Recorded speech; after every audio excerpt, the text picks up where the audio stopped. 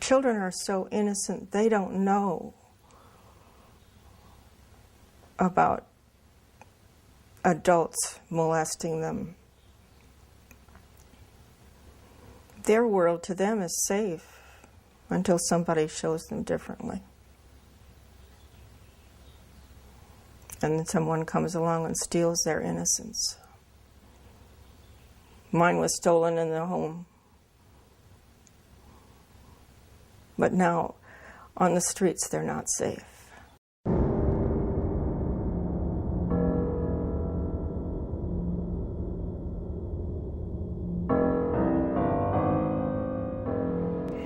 How old were you when you met Dr. Alfred Kinsey? It was probably in 1943 or so. I didn't know who he was. All I knew was that my dad was very excited about taking me there for an interview. You ask, what would the American public say if they actually understood the background to what became the sexual revolution, a sexual psychopath? Do you ever remember your father molesting you with a stopwatch? Yes.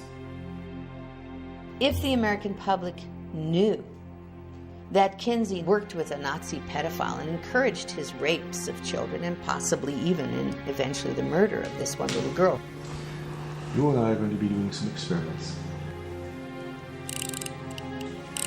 This man was the singularly most important individual in the decriminalization of every single law that we had ever had that protected women and children.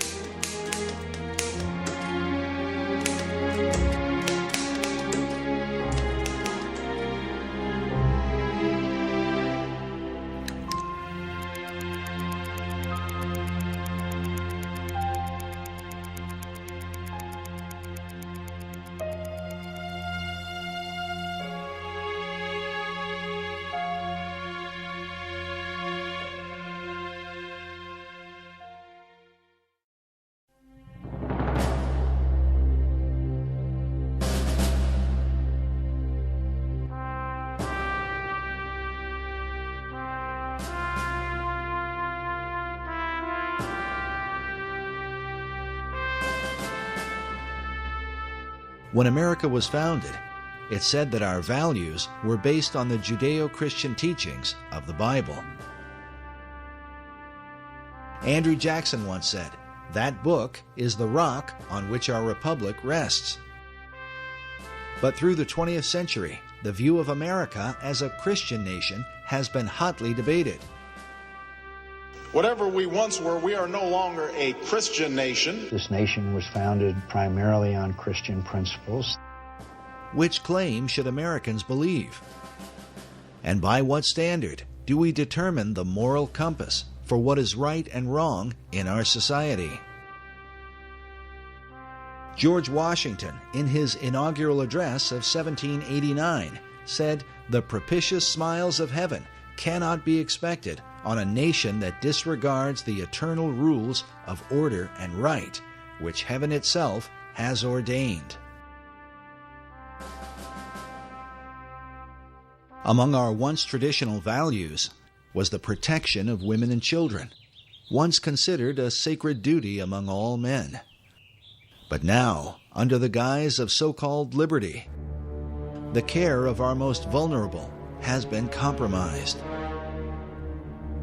We can only wonder what the father of our country might say if he could see what is happening to the children of America today and the reasons behind it.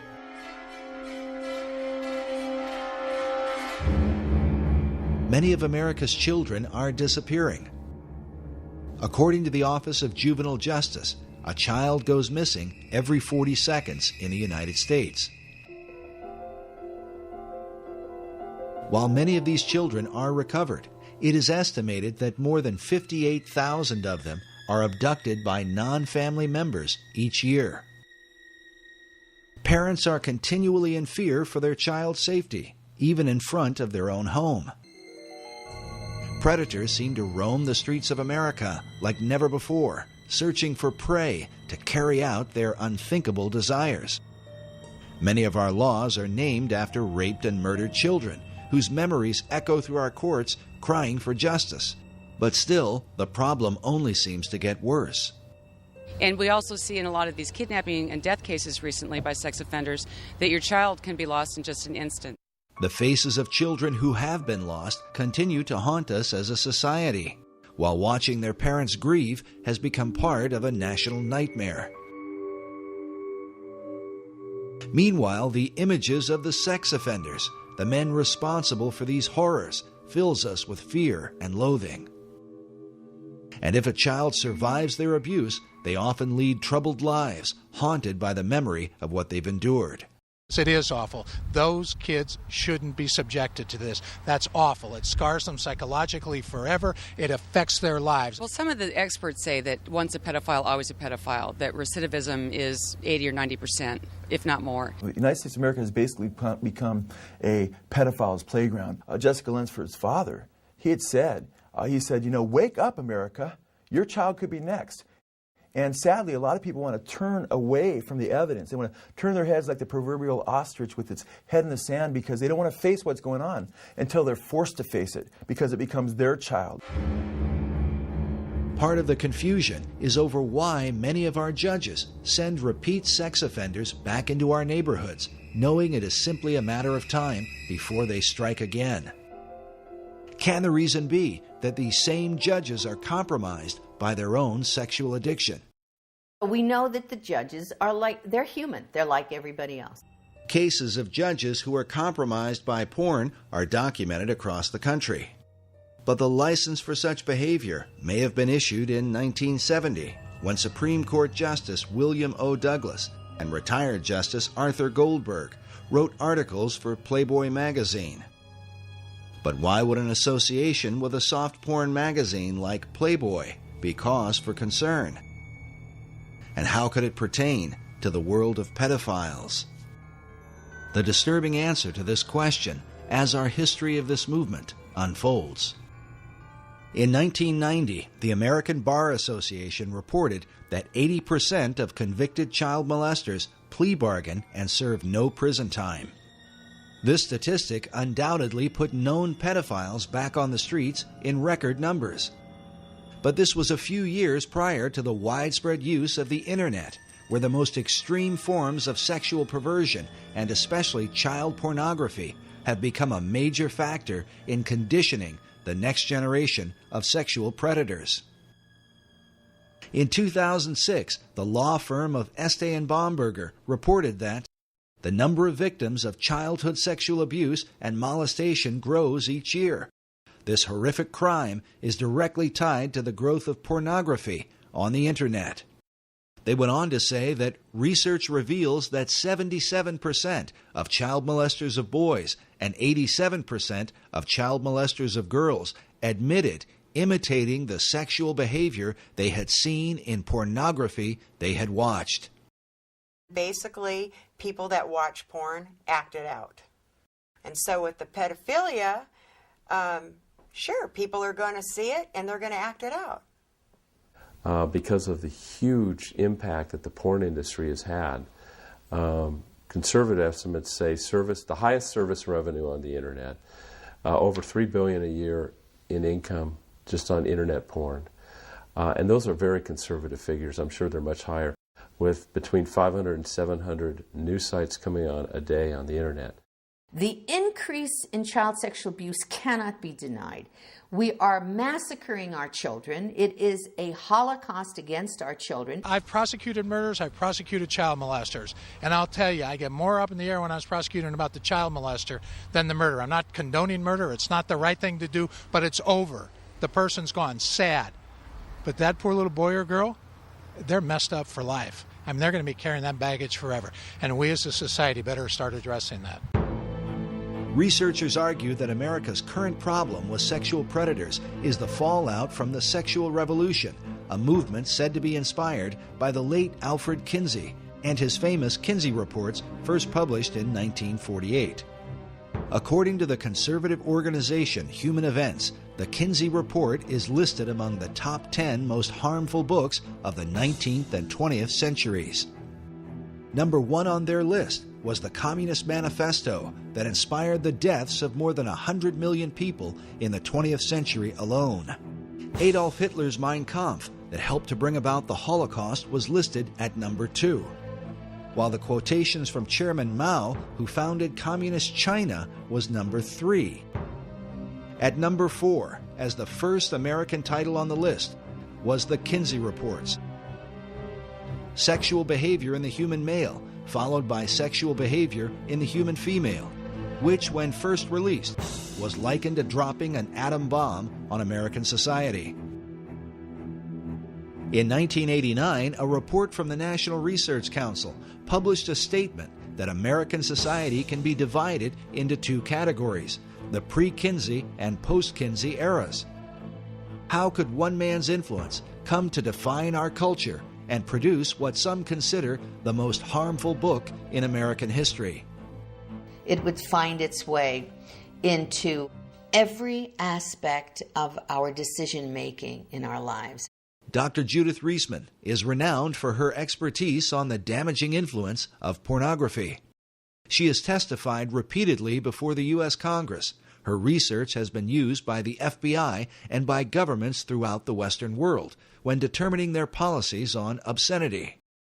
She is author of the book, Kinsey, Crimes and Consequences, in which she details the devastating impact of Alfred Kinsey in America, an influence she believes is behind the growing number of sexual predators who seem to come from all walks of life. Teachers, doctors, lawyers, judges, people are being caught right and left, sacrificing their lives and their families' lives to their addictions to child pornography. How do you think it happened? It did not start today. It started back with Kinsey, and who then kicked off what has become today's horror show.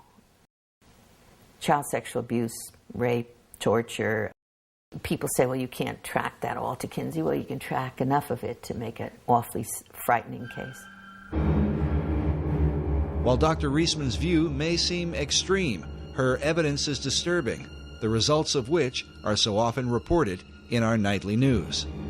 35-year-old convicted sex offender Bradley Meinhardt was sentenced to just 1 to 3 years in prison for sexually assaulting a 12-year-old girl in East Penn, and the guy had a prior. Here's the suspect right here, Joseph Edward Duncan. He has a long history of sexual aggression. Here's Larry Don McQuaid, the 41-year-old former school bus driver who's confessed to sexually abusing more than 200 children.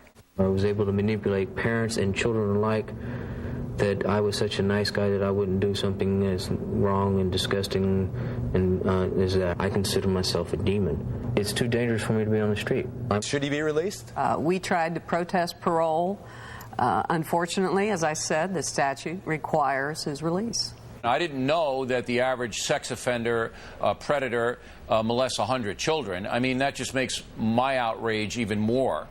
For years, Americans have wondered why repeat sex offenders so often receive light prison sentences only to be released back into society.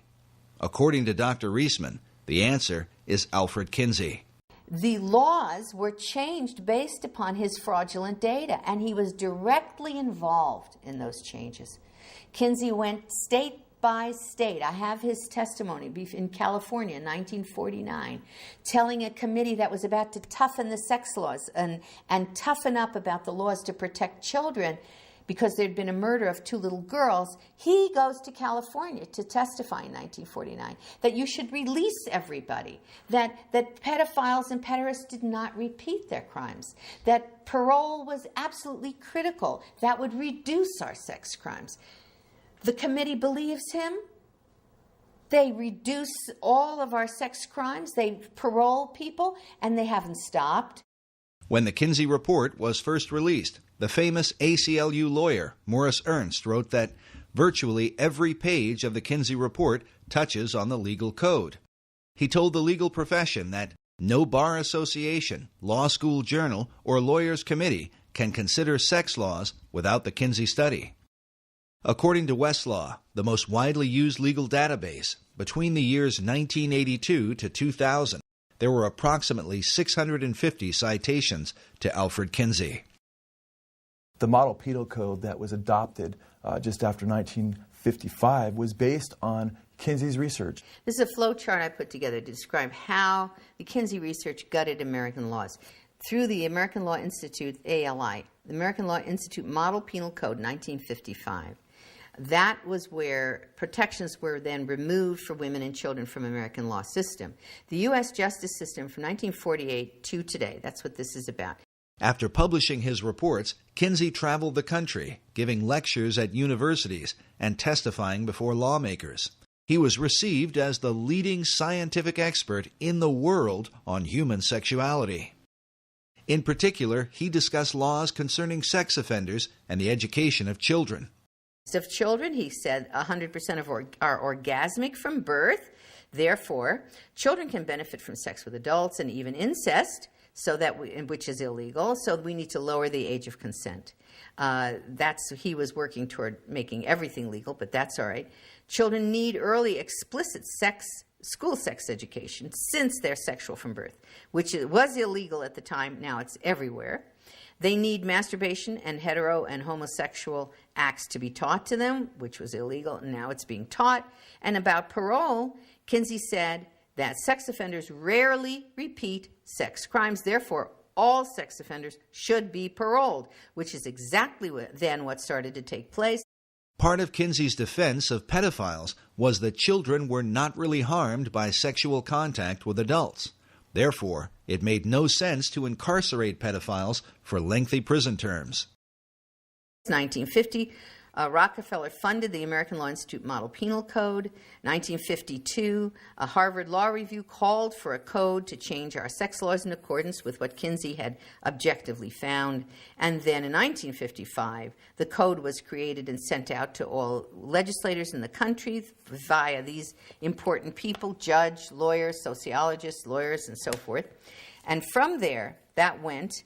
The ALI model, the sex offenses section, sent to states all over the country, adopted all or in part beginning in 1956 here and moving on to Illinois, to Minnesota and so forth, and all other states of the Union. As Dr. Reisman noted, the Model Penal Code was financed by the Rockefeller Foundation. Not coincidentally, the Rockefeller Foundation also financed the research of Alfred Kinsey. In the 1950s, a congressional committee was formed under Congressman B. Carroll Reese to investigate the influence of the large tax-exempt foundations, including Rockefeller. There was a huge concern at the time in the 1950s that the foundations were now being run by people with a strikingly strident a libertarian or liberal agenda, which resisted and resented the Judeo-Christian way of life. The late Norman Dodd was the director of research for the Reese Committee. In an interview recorded shortly before his death, Dodd stated that part of what the committee had learned was that the objective of the great foundations was to remove America from the values on which she was built and to do so through the education system. What we had uncovered was the determination of these large endowed foundations, this Carnegie Endowment story and the Ford Foundation and the Guggenheim and the Rockefeller Foundation, all working in harmony toward the control of education in the United States. Dodd's testimony becomes an important issue when considering the direct impact of Kinsey's research on sex education in America. While the Reese Committee investigated many programs funded by the foundations, when it came to Kinsey's research, they were vehemently opposed by the late Congressman Wayne Hayes. That's established quite well in Renee Wormser's book on foundations, Their Power and Influence, a book that no American who wants to understand what happened to our country should be without. Renee Wormser was the lawyer for the Reese Committee. In his book, Wormser writes that the committee had dug up some significant material about foundation support of the Kinsey projects. This brought Mr. Hayes into a steaming rage, he says, and he asked to see our entire Kinsey file. It was produced for him, and he angrily declared to Mr. Dodd that we were to go no further with this particular investigation, contending that every member of Congress would be against our doing so. Mr. Hayes stated emphatically to Mr. Dodd that he would oppose any further appropriation to our committee unless the Kinsey investigation were dropped. Wormser writes that as a result, the valuable material in our Kinsey file never saw the light of day. What was it in the Kinsey file that provoked such a response from a U.S. congressman? As we move forward, consider that the Kinsey data was partly paid for by the American taxpayers, who continue to fund the Kinsey Institute to this day. There's more going on in that institute. They have covered up so much. Some believe that if Kinsey's research had been exposed in the 1950s, the information might have sparked a second American Revolution. What was in the Kinsey file, and does that information continue to influence or even haunt America?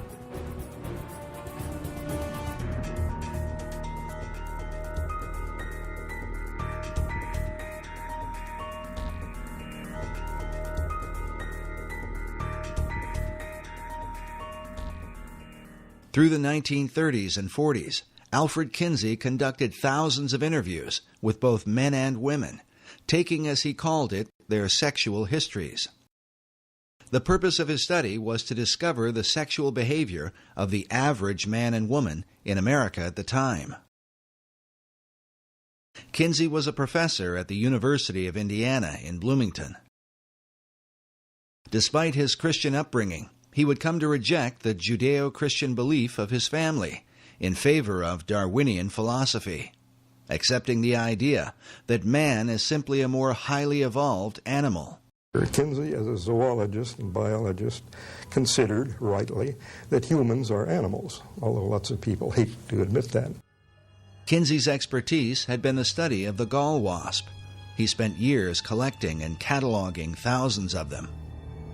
Noticing the countless differences in these insects, he concluded that such variations must also be true of human behavior. Upon interviewing thousands of volunteer subjects, Kinsey not only recorded data, but drew certain conclusions about the sexual behavior of men, women, and children. But was his research that of an objective scientist, or the intentional manipulation of a sexual deviant who wanted to remake the American male and female in his own image? Kinsey has legitimized the free sex revolution, and he did it through academia. But what's interesting, according to research that's been done on this gentleman, this guy was a pervert himself. Kinsey's critics claimed that his real motive was not science, but a social agenda to change the morality of America, something admitted by Kinsey biographer Jonathan Gaythorne Hardy. It's abundantly clear as you go into it that there was a very large social agenda. He didn't just want a greater tolerance and sanity from understanding the facts of sex. He thought it was quite monstrous the way homosexuals were regarded. In general, there was a very powerful social agenda, which is perfectly plain when you read the book, from the polemic right the way through it, and was perfectly plain at the time to the people who worked with him. When the Kinsey reports were published, they shocked the country, because the behavior that Kinsey described did not at all represent what most Americans believed about their own sexuality. Consider that Kinsey was documenting the behavior of the World War II era, those that Tom Brokaw called the greatest generation.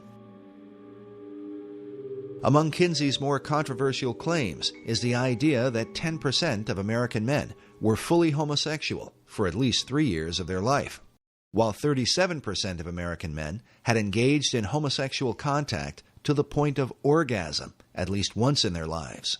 Later studies would place those numbers much lower, with only 1% of men in the U.S. claiming to be homosexual, while only 2 to 3% admitted to some kind of homosexual activity in their lifetime.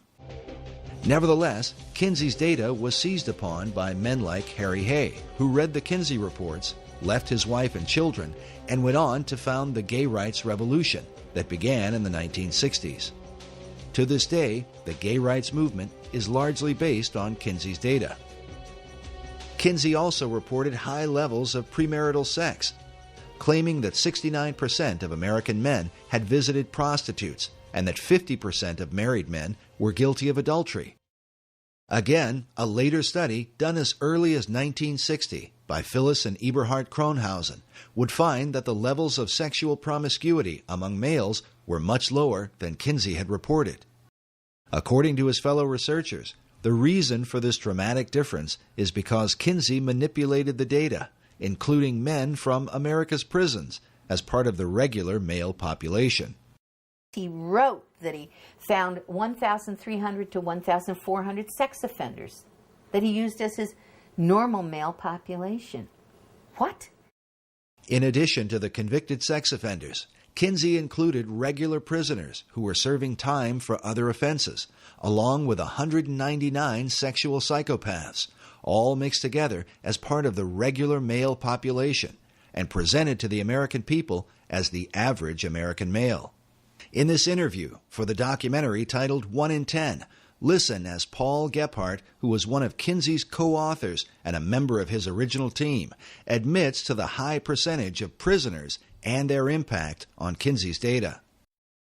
With these poorer, lower educational level samples. And when I say poorer, they had, for example, 55% were prison. 55% were prison.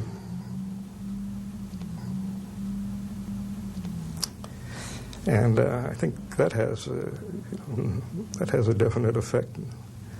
We know we didn't have enough non-prison people to do much of a comparison, but he didn't do a comparison. He simply took the prison people he got and used them with that less than college educated sample. But the trouble was, by, you might say, emphasizing the less than college educated sample, he introduced a lot of errors into the data.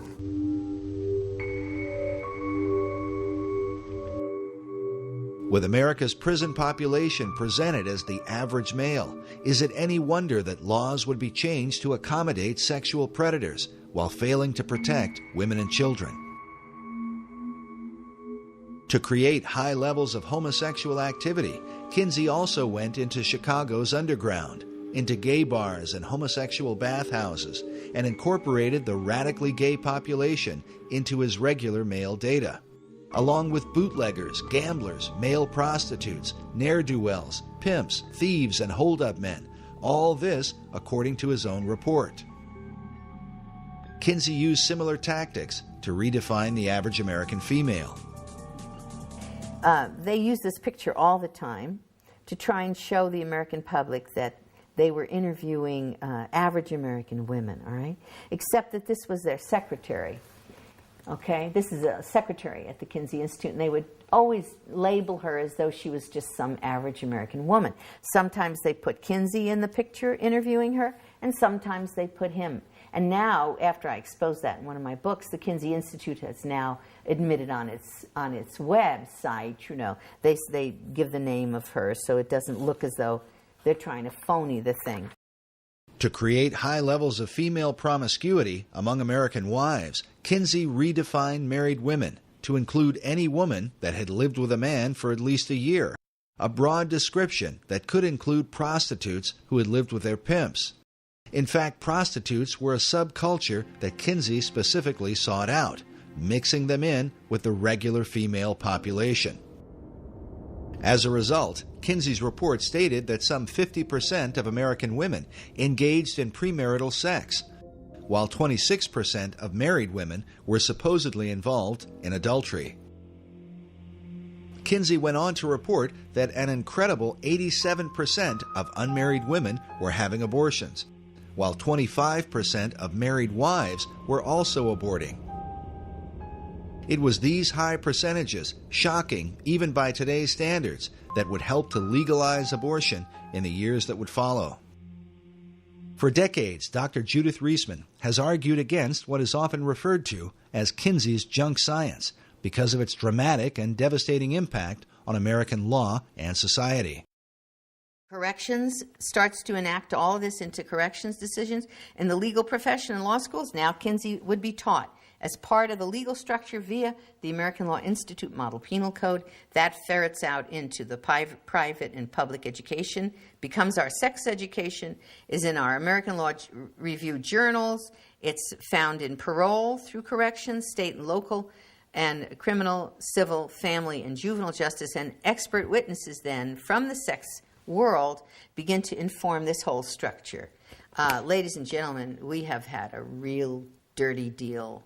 We have, as that FBI agent said to me, the head of the FBI Behavioral Science Unit, after he saw my work on Kinsey and on Playboy, he said to his sons, "Guys, we have been conned."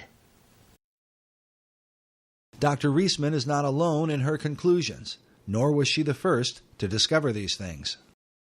As Reese Committee lawyer Renee Wormser states in his book, the much-publicized Kinsey studies base an advocacy of criminal and social reform on the very unscientific material which Dr. Kinsey had collected.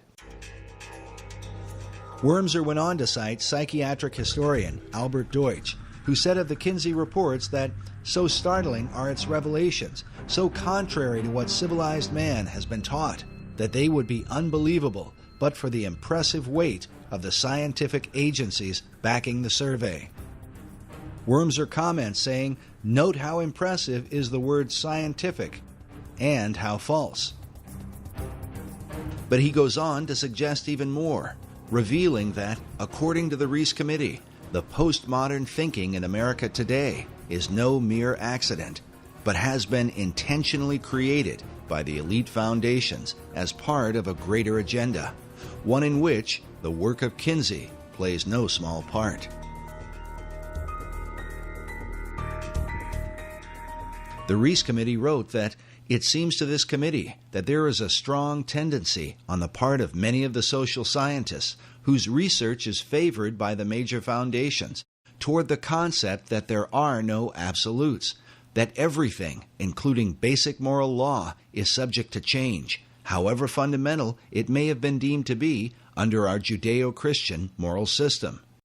The puerile doctrine that change is always necessary has led many of these scientists to believe that there are no longer any inalienable rights. They deem themselves justified, with the support of foundation grants, to label their prejudices as truth and to experiment with society.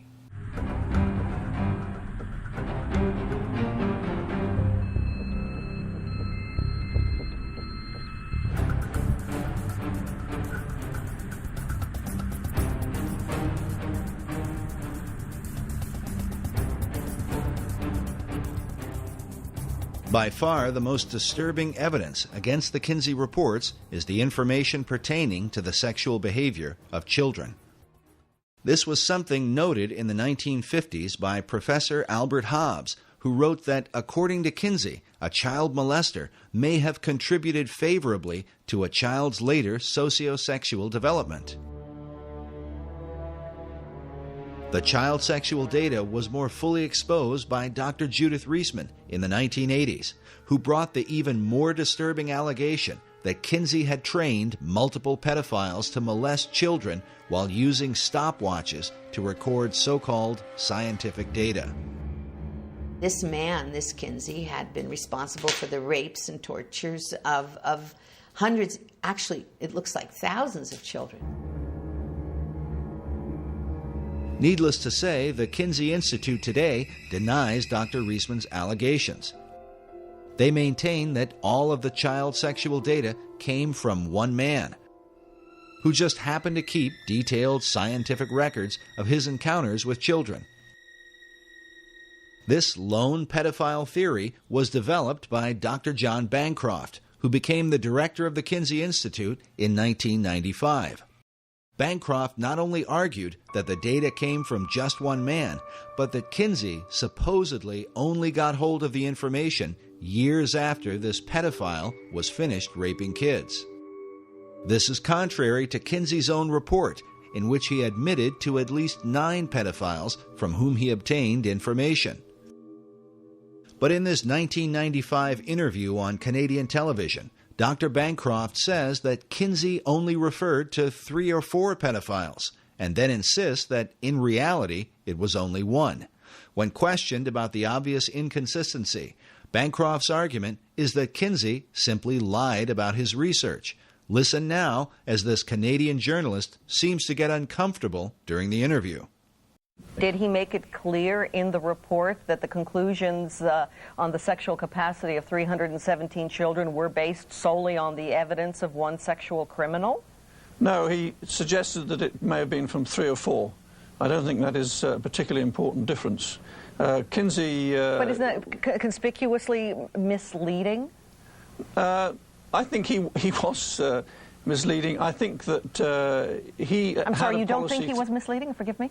Yes, I think he was misleading, but I don't think it was a misleading of any consequence. He was concerned about his maintaining confidentiality. Throughout his volumes, he tended to avoid drawing attention to any particular individuals. It's not significant that the conclusions of a study on the sexual responses of children come solely from a man who really has who's a deviant? Doesn't he have a skewed perception of child sexuality? Well, that was just one type of evidence. Next, the journalist asks why it took so long to discover that the information came from a single pedophile, rather than multiple pedophiles, as Kinsey had reported. Bancroft's only answer is to say that he worked it out once he became the Kinsey Institute director. Why did it take so long to set the record straight? When I got to the Kinsey Institute and these accusations were continuing, some people were expressing, some otherwise reasonable people were beginning to worry about these accusations and saying, well, how is it that if he's got information from 3 or 4 men, he can standardize it in such a way that it goes into a table unless somehow or other he's trained these men to make these observations. People were beginning to express that concern, therefore I decided to look more closely at the source of information, and that's when I realized that actually, as far as those tables were concerned, the information all came from this one man who had been collecting this information in an extraordinarily methodical way throughout his life since about 1917. And you knew of this for how long? That it was that Kinsey was misleading in this? I worked out that there was one man involved soon after I came to the Kinsey Institute, and shortly after that we issued a press statement from Indiana University making this point clear. So, I'm sorry. That was at the beginning of September. What the criticism is also, and it's significant, is that Alfred Kinsey was guilty of academic dishonesty, and if the Institute if the Institute would have been more forthright, the people from the political and religious right wouldn't have the kind of ammunition that they now have to try to not only discredit Kinsey, but the teaching of sex education in schools. There is no reason to say that Kinsey has been dishonest. He probably had a good reason for obscuring whether it was 1 or 3 men. That is a minor detail.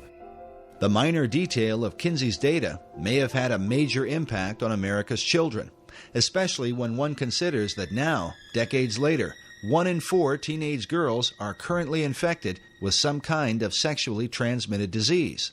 And according to the White House Office of National AIDS Policy, in the U.S., it is estimated that 2 young people, aged 13 to 25, are infected with HIV each hour. Is this the devastating fruit of Kinsey's sexual revolution? Furthermore, should Americans trust information about child sexuality from child molesters who were raping kids? As Dr. Bancroft has admitted, Kinsey's pedophile data directly impacts sex education in America. The specific findings about these children are totally irrelevant to modern sex education. But where did Kinsey get his information? Did it really come from just one man? The allegedly lone pedophile that Bancroft and the Kinsey Institute point to was known as Mr. Green in Kinsey's research. His real name was Rex King, a man who kept written diaries in which he claimed to have molested more than 800 children. Like most pedophiles, King was never caught and never served a day in prison. The Kinsey Institute usually presents King as a man who simply kept meticulous records and mysteriously came into contact with Kinsey. This same idea was presented in the Hollywood film Kinsey, starring Liam Neeson. But what Kinsey supporters do not reveal is that Mr. Green had been personally trained by Kinsey's mentor, Dr. Robert Dickinson. Something admitted by Paul Gephardt in the 1998 British documentary, Kinsey's Pedophiles. Kinsey was told about Green by his own mentor in sex research, Dr. Robert Dickinson. Dickinson had collaborated with the pedophile for several years and taught him how to record his child abuse in scientific detail. He told him how to measure things and time things, and encouraged him to, he knew he was going to do his ordinary behavior anyway. Dickinson couldn't have stopped him from being a pedophile. But he said, at least you ought to, do something scientific about it, so it won't be just your jollies, it'll be something worthwhile to science. So he gave him some training by letter and correspondence.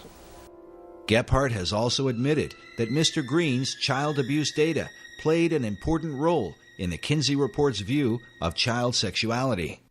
Gephardt said, Green contributed a fair amount to our knowledge and medicine's knowledge of sexuality in children. We made our point that children are sexual from birth. But the sexuality of these children was determined because, according to Kinsey's interpretation, the children supposedly enjoyed the molestation while it occurred.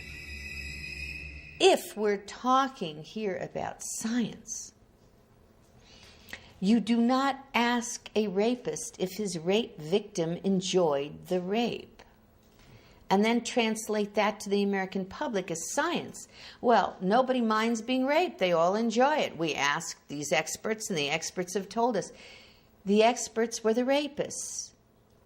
Dr. Clarence Tripp, one of Kinsey's original team members, offered this comment on Green's molestation of children. Well, here's this man with hundreds of contacts. There was never a charge against him. He was never arrested for anything. All the children thought he was wonderful. All the mothers thought he was wonderful. There are two, I suppose, lest you get contradicted, there are two instances in which a young boy or girl, I guess it was, I don't remember,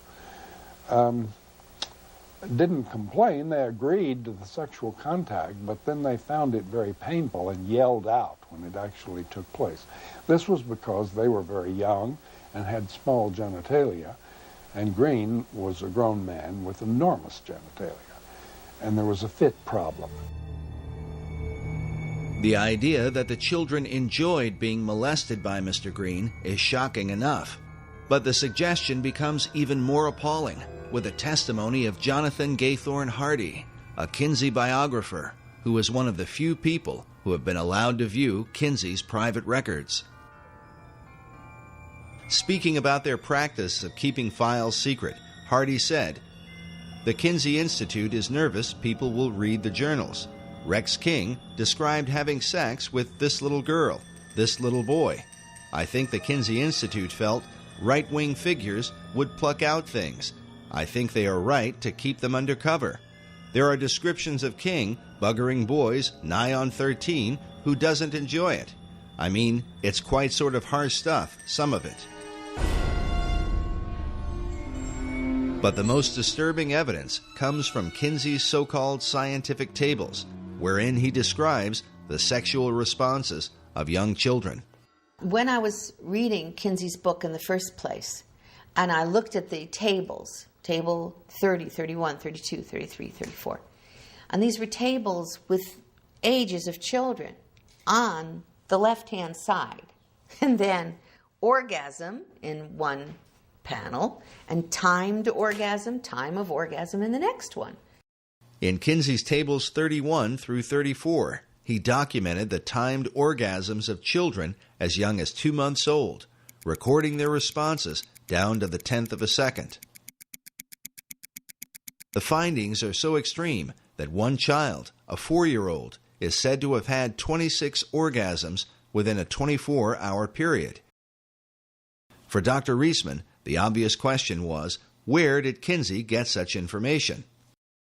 And I looked at those charts and graphs. I can't tell you how long it took me to try to process what I was seeing.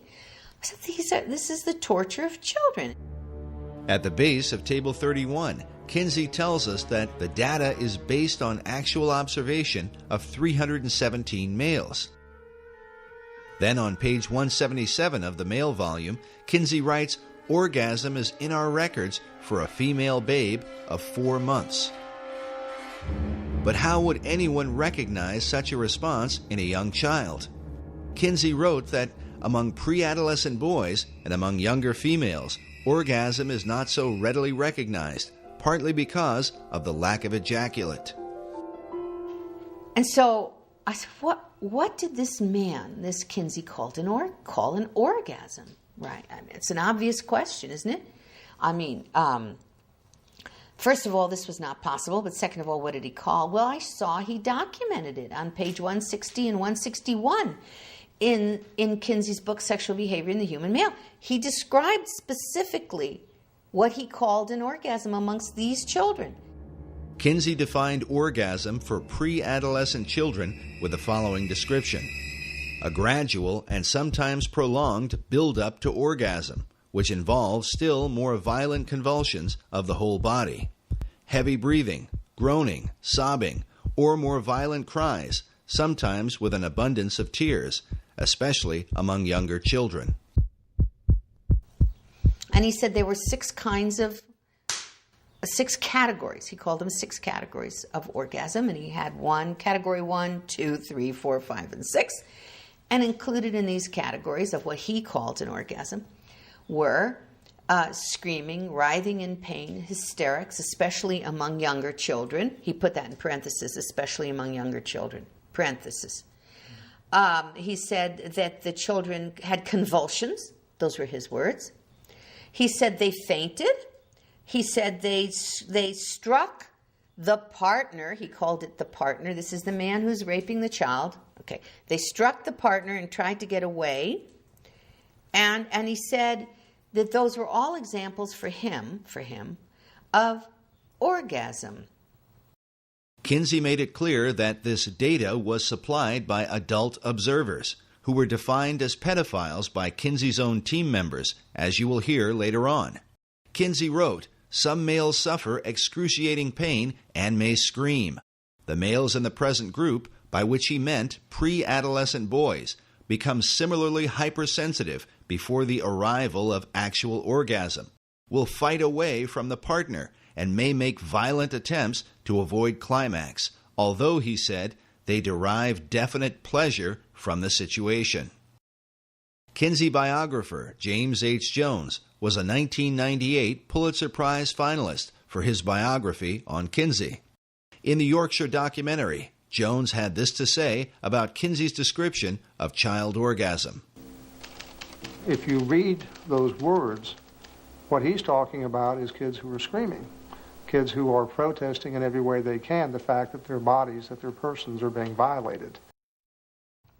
At that point, reading that, I said, the only person who could write that would be, number one, a pedophile or a pederast, because these were boys. It was homosexual abuse of boys. And a sadomasochist. That is, the only human being in the world who could call an orgasm something that involved people throwing up, having convulsions, fainting, screaming, crying. The only person who could do that is someone who experienced that themselves. And that had to be a sadomasochist. And the only person who could apply their sadomasochism to an infant and a child would be a pederast, a rapist. And that's what Kinsey did in that book. Kinsey's own sadomasochistic tendencies have been documented by a number of biographers. James Jones revealed that Kinsey once climbed into a bathtub and circumcised himself with a pocket knife without the benefit of anesthesia. Another account of Kinsey's extreme self-abuse came about when his research was under investigation. Jones reports that after the Rockefeller Foundation withdrew his funding, Kinsey went to a basement, tied one end of a rope to an exposed ceiling pipe and the other end around his scrotum, then stood on a chair and jumped off. The abuse that he inflicted on his organs, on his sexual organs, were very directly identified in his death. That was orchitis. That was a serious inflammation and disease that he inflicted upon himself that was basically involved in his final death. Now, the attempt to claim that Kinsey died of a heart attack is a perfectly reasonable thing to try to do.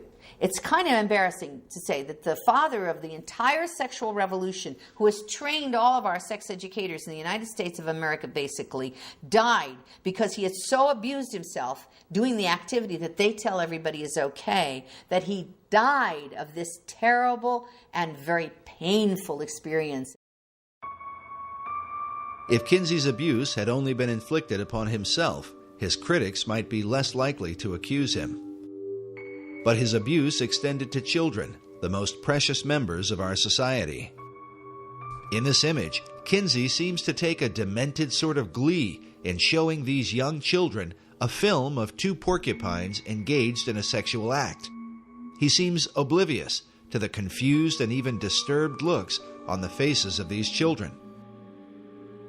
Was it this same lack of concern that enabled Kinsey to support and even encourage the most depraved sexual criminals? The evidence shows that Kinsey was not content to work with merely one pedophile, as Dr. Bancroft and the Kinsey Institute claim. Following the example of his mentor, Dr. Robert Dickinson, Kinsey set out to train his own predators, men who would collect information about what can only be called the sexual torment of children.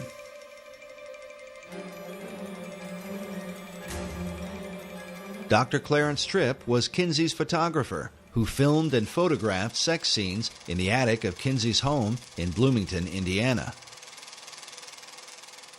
In 1990, Tripp was interviewed on The Phil Donahue Show, along with Dr. Judith Reisman, who appeared to defend her first book exposing Kinsey. Well, don't look now, but they're attacking Dr. Kinsey again. The book is titled Kinsey, Sex, and Fraud, The Indoctrination of a People.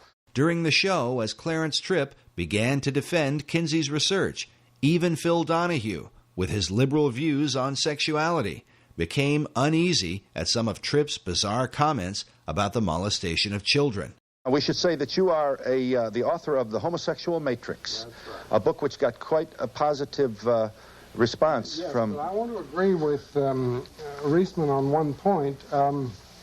I think we really ought to talk about the child stuff before we mix in the right, well, make your point, homosexual stuff.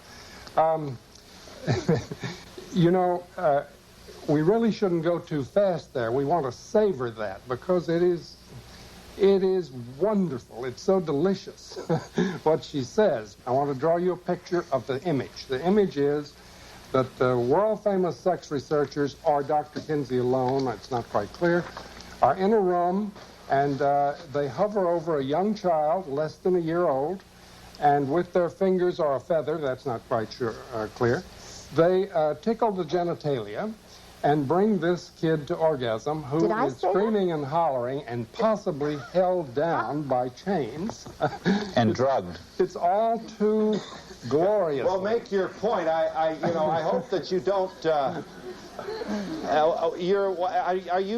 You're being sarcastic, but I want to make sure. I didn't mean to be sarcastic. You're saying this isn't true, that Dr. Kinsey or his colleagues did not. This is the man who was with me on Donahue saying, you got to stay with this. It's delicious what she says about what they were doing to the children.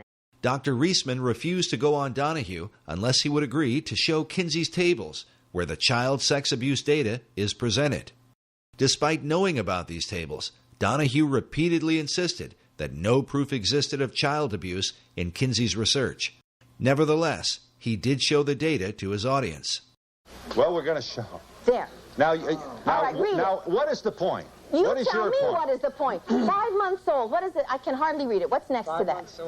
Number of orgasms. Oh, number of orgasms, 3. Go down to the 4-year-old. You see the 4-year-old there? 17, yeah. There, bottom one. Yes, 4-year-old, 26 orgasms in 24 hours. Tell me, Phil. Tell me, Yes, Phil. these Does are a baby important sleep? data. Tell me, Phil. Tell me, Phil. Does a baby sleep? Tell me if this is scientific. A baby Very sleeps for scientific. 8 hours? And You you tell can't me get how the- you get 26 orgasms for 24 hours. We've got to be able to get a word in edgewise. Just a minute, just a minute. Sounds like a guest for the Donahue show. And you know what Gebhardt said to me? You know what Dr. What'd he Gebhardt say? said? He wrote me a letter, which I wish you had up there too, in which he said that oral and manual techniques were used on the children. Now, Phil, I'm going to say that once more. I'm going to say that once more. And if I'm wrong, let them sue me. He said oral and manual techniques were used on those children. The letter that Dr. Reisman refers to was written by Paul Gebhardt on March 11, 1981, in which he attempted to explain where the child sexual data came from. In this letter, he admits that multiple pedophiles were used in collecting information for the Kinsey reports. Gebhardt writes, "Since sexual experimentation with human infants and children is illegal, we have had to depend upon other sources. Some of these were parents. A few were nursery school owners or teachers. Others were homosexual males interested in older but still prepubertal children. One was a man who had numerous sexual contacts with male and female infants and children, and being of a scientific bent, kept detailed records of each encounter." Gebhardt went on to say that some of these sources have added to their written or verbal reports photographs, and in a few instances, cinema. The techniques involved were self-masturbation by the child, child-child sex play, and adult-child contacts, chiefly manual or oral. Gephardt's letter clearly refutes the lone pedophile theory of Dr. John Bancroft, but fits in perfectly with what Kinsey documented in sexual behavior in the human male.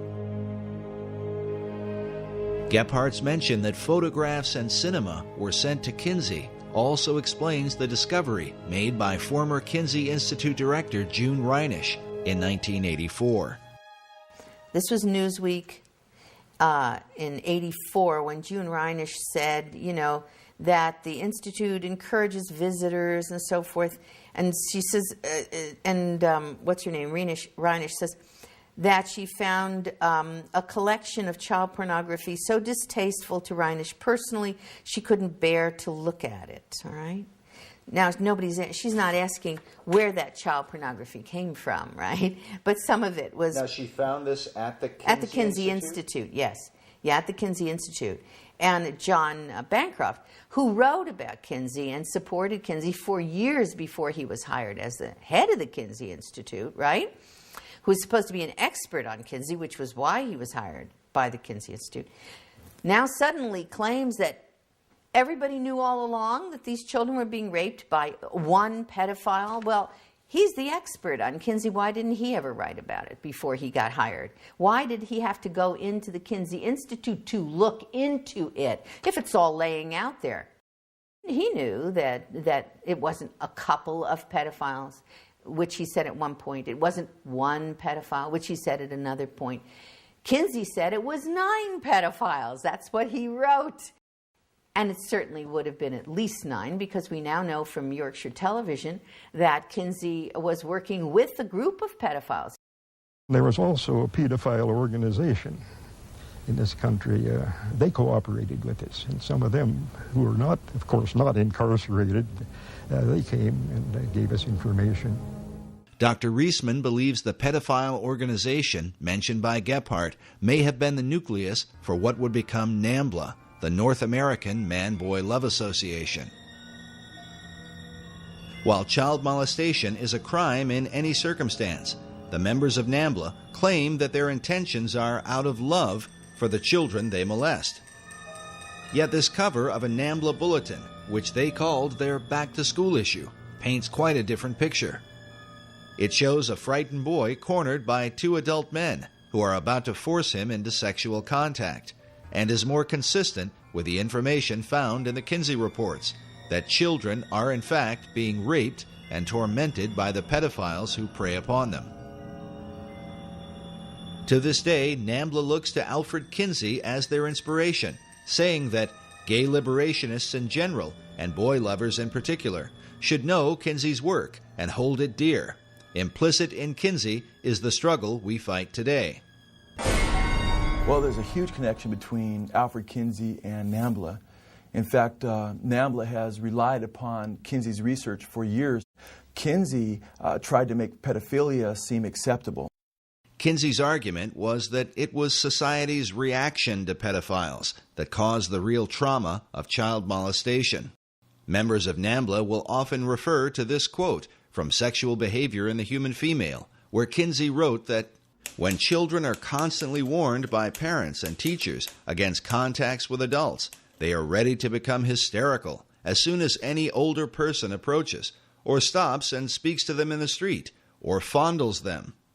Some of the more experienced students of juvenile problems have come to believe that the emotional reactions of the parents, police officers, and other adults who discover that the child has had such a contact may disturb the child more seriously than the sexual contacts themselves.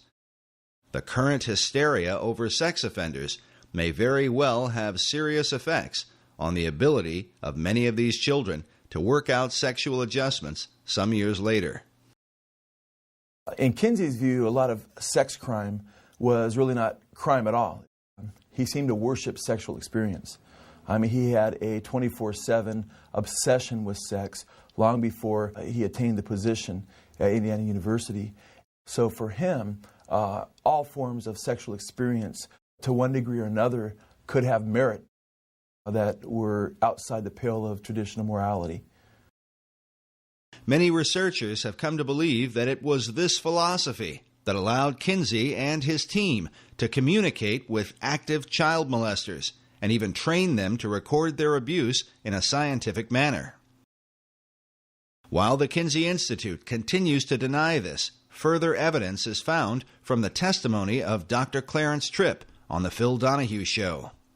Listen carefully as Tripp confirms that there were multiple pedophiles, not just one, and says that they were trained observers that used stopwatches.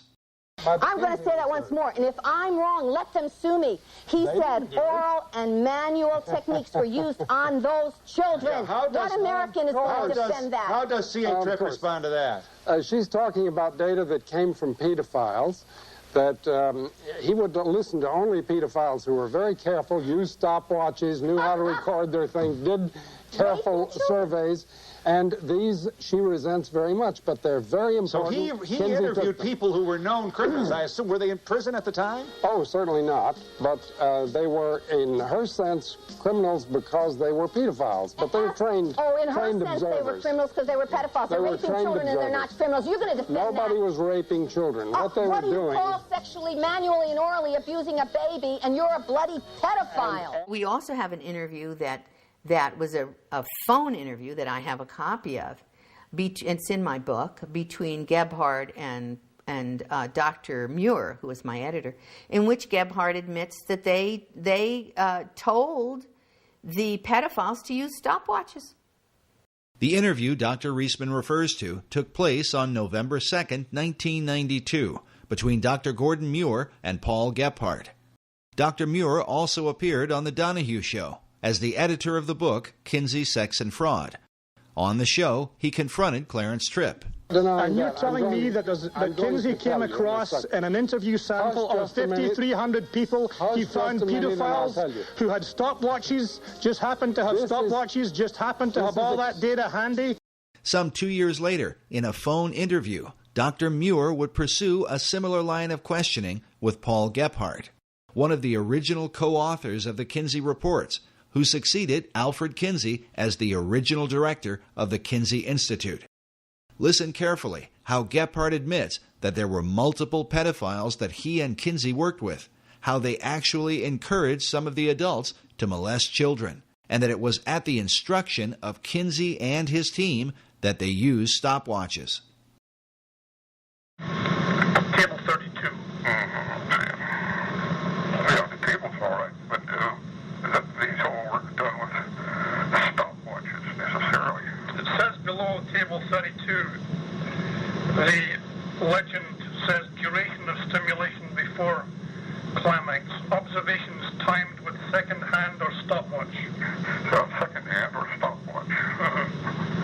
Okay, well that's, you refreshed my memory. I had no idea that it was used on that many. Well, my question to you is this. Who did that? Who did the timing? It was dependent on who it was. Most of it was done by one individual.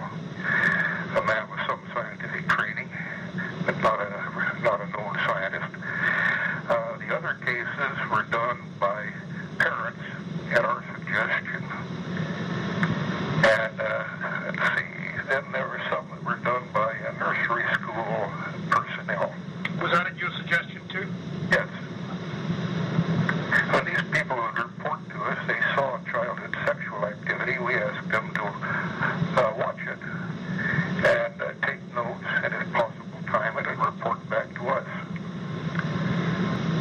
Some of the stimulation was clearly being done by adults themselves, isn't that correct? Yes, that was pedophiles. Or particularly one man, but there were several pedophiles that gave us data. But since they were all doing the same thing and reporting on the same thing and taking the same measurements, it looks like it was organized ahead of time. Is that right? No. No, we just simply asked anyone who had any data on childhood sexuality to tell us about it. Well, what about the cases then, which it says in the book, some of them were followed up for several years to make sure that true orgasm was involved. That looks like prospective planning there. Yeah, but not on our part. You mean pedophiles just took it upon themselves to do follow-up experiments to find out if true orgasms were involved? No. We had some. Try this again. At this stage of the interview, Gephardt engages in a bit of wordplay, but listen carefully as Dr. Muir gets to the point with him. Once we ask people about giving us their observations, we would ask them later, too. In other words, if there were some pedophiles who reported their data to us, and if they got in contact with us later, we would then ask them more about it. We follow up on by re-interviewing people occasionally. We call them retakes. I think that's mentioned. Right, it is. But I mean, what I'm trying to get at was, this sounds like it was a little bit of prospective planning here. No.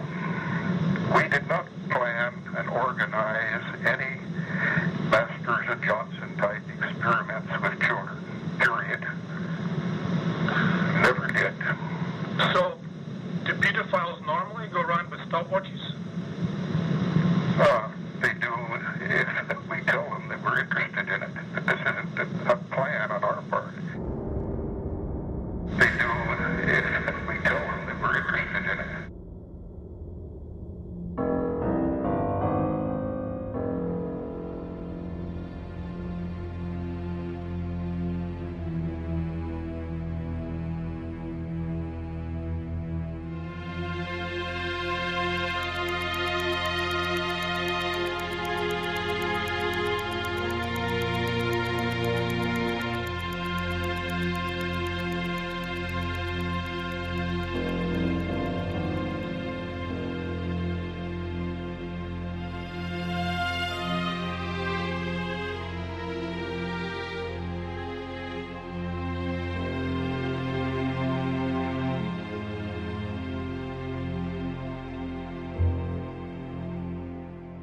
Know who these children are, how their parents were involved, and have we talked to those children now as adults? When I wrote to the Kinsey Institute and I asked What about these children? They just casually wrote me back. Gebhardt casually wrote me back that, well, we never had any follow-up on these children. It was too expensive, he said, or just impossible. What does he mean there's never been a follow-up? You just talked about men who are raping children, at least 317 children. Now we're looking at, it comes up to maybe 2,035 at minimum, probably. The youngest 2 months of age, and you call yourselves, quote-unquote, scientists, and you've never even followed up. That's a lie. There's got to be some information, and if it was good information, if they had found out that these children were completely unharmed, lived fine lives, we would know about it. They would have passed that information on to us so fast. Many of the children abused by Kinsey's pedophiles probably had no idea that they were part of a government-sponsored study. Most likely living out their lives in suffering and confusion about what had happened to them. But when the Family Research Council released its documentary, The Children of Table 34, the haunting image of a stopwatch sparked the memory of a woman who calls herself Esther White. My grandfather molested me when I was around 4. And he never did again. But he went to Indiana University to get his teaching certificate. And he took biology while he was there. And so I'm assuming that he probably met Kinsey there because the whole university was involved in his research. As a child, Esther says she was taken by her father and grandfather to meet with Alfred Kinsey and to be interviewed by him. But the real purpose of that meeting would be a mystery for years to come. I didn't really know. I didn't connect it all until I read Judith Reisman's writings.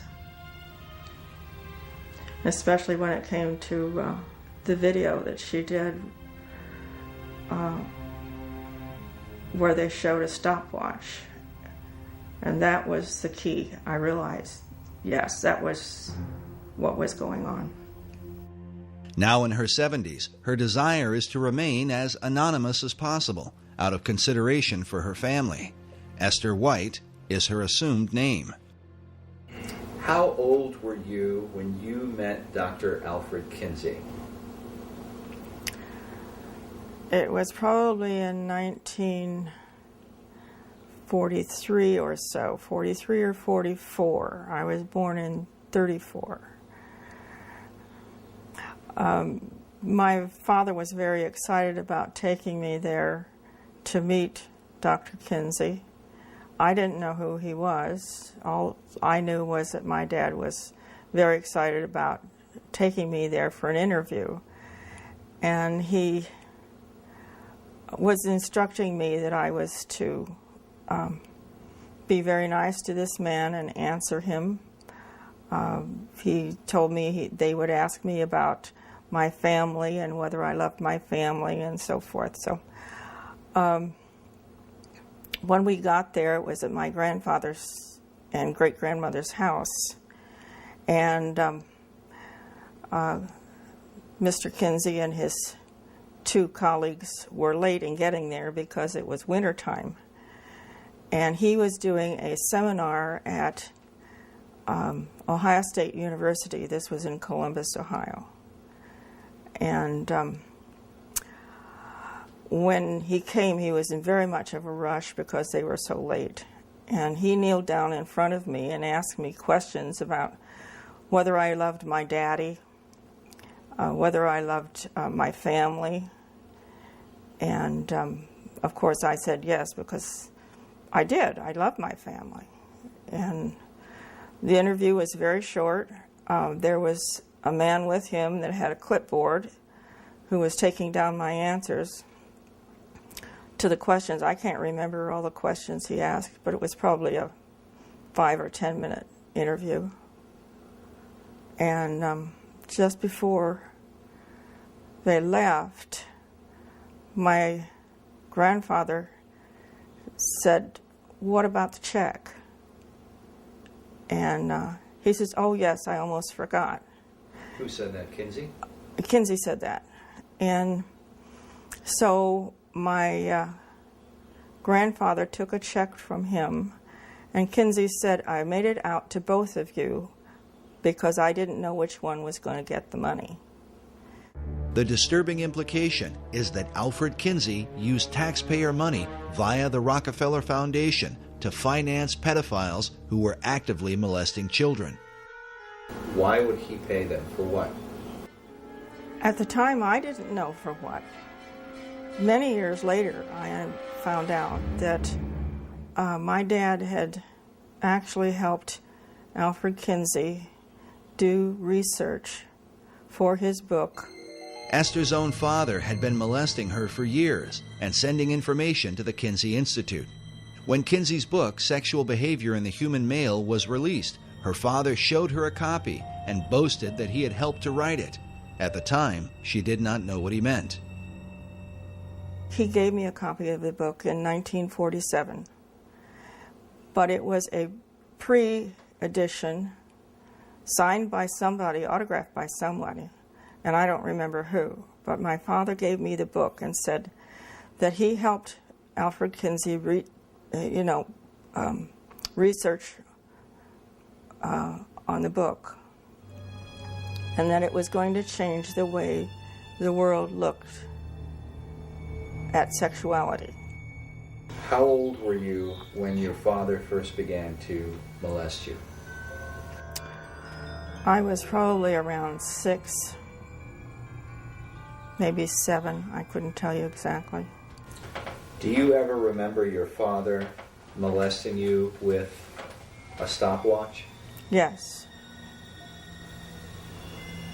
And then would he record information? There were papers on the dresser, and I saw one of the papers one day, and it had a lot of questions on it. And there were little boxes to check those things off when those things were done. And it was talking about orgasm. I didn't know what that word meant, but at the time. And when I asked him what that word meant, when I saw it on the paper, he grabbed the paper, put it in a brown envelope, and he said that he was late in sending this in. And he put it in this big brown envelope. Esther's revealing testimony confirms Paul Gephardt's statement that Kinsey worked with parents who sent him child abuse data. She was also interviewed years ago by British filmmaker Tim Tate, who directed the documentary Kinsey's Pedophiles. Esther White, for what it's worth, swore what's called a statutory declaration here.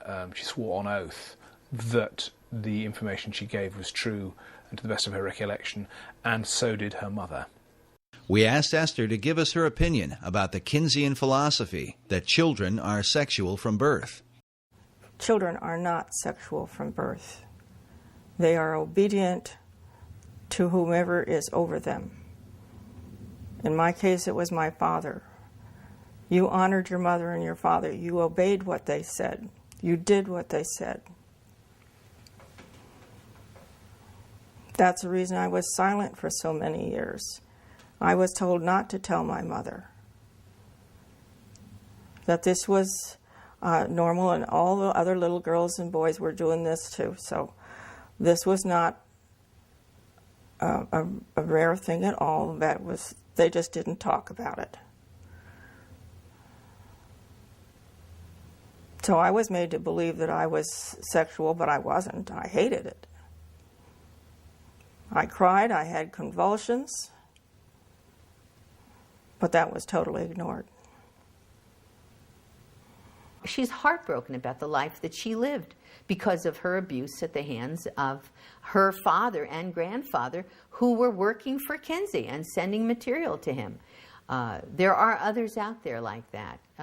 Bancroft said he knew there were, and he was afraid they were going to show up. He wasn't talking about one pedophile when he said he was afraid that the children of these pedophiles would show up. He was talking about a lot of people who were damaged, and he knew it. And the Kinsey Institute knows it, and Indiana University knows it, and they've always known it.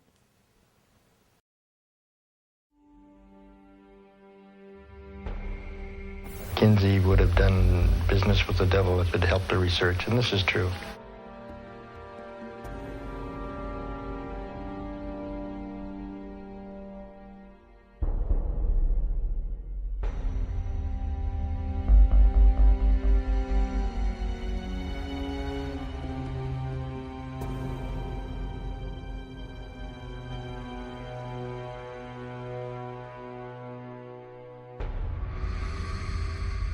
I view Kinsey as one of the most treasonous Americans in human history.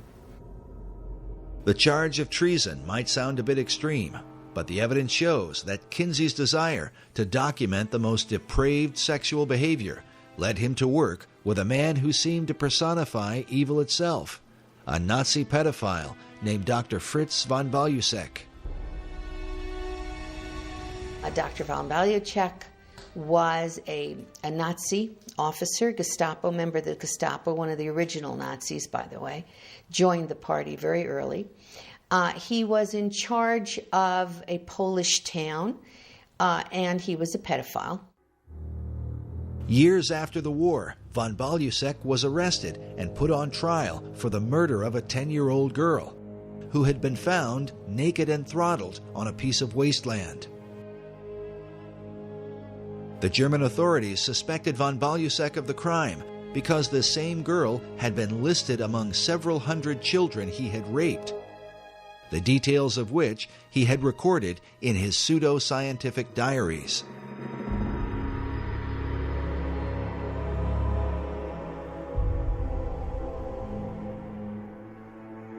The German newspapers called him the most important pedophile in the criminal history of Berlin.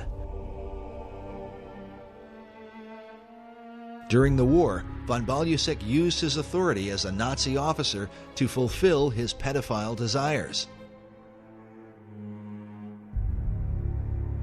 The full number of children he abused and ultimately murdered is still unknown.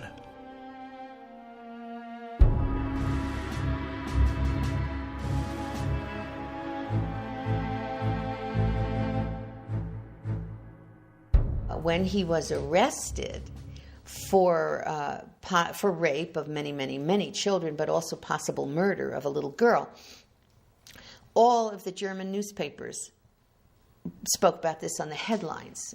It was in the headlines of every newspaper in Germany. During the war, von Balusek was the commandant of the Polish town of Jędrzejów.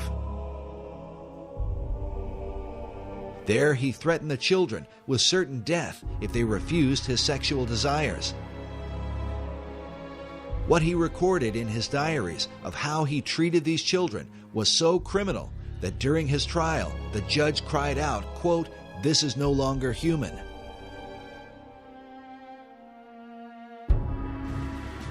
He had told the children that it was either the smokestacks or it was him. And it turned out that all the children ended up apparently in the smokestacks anyway. Post-World War II, he was highly placed in civic government, and he was arrested for this possible murder and being investigated. And in the process, they found that he had been corresponding extensively with Kinsey, that Dr. Kinsey had warned him to be aware and careful of the authorities so he shouldn't get caught. The German authorities learned that von Balusek and Kinsey had a working relationship, and that Dr. Kinsey was well aware of the vicious abuse the Nazi pedophile was inflicting upon innocent children. At his trial, the judge said to von Balusek, "I got the impression that you got to the children in order to impress Kinsey and to deliver him material." To which von Balusek replied, "Kinsey himself asked me for that." The German press was outraged, and the judge was outraged. The judge went on to say, instead of answering his sordid letters, the strange American scholar should have rather made sure that Mr. von Balusek was put behind bars. The German press reported that Kinsey's letters to the Nazi contained warnings to watch out or be careful of getting caught. They wrote that in his diaries, von Balusek stuck in the letters from the sex researcher Kinsey, in which he'd been encouraged to continue his research.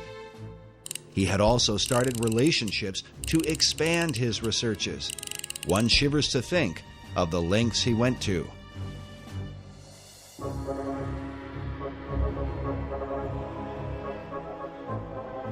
At some point, the German authorities tried to get hold of information on von Balusek from the Kinsey Institute. The Kinsey Institute, even though they knew they were dealing with a Nazi and a pedophile, when the German authorities wanted, for the purposes of this murder investigation, wanted to get hold of that information, the Kinsey Institute refused, and Gebhardt said to me, and indeed on camera, that they would have destroyed any evidence before they handed it over to the police. Paul Gebhardt said of this event that the FBI put pressure on Kinsey to reveal the guy's sexual diary, but Kinsey said absolutely not. Gebhardt went on to say the poor pedophile had his reputation destroyed, finally quit corresponding with us.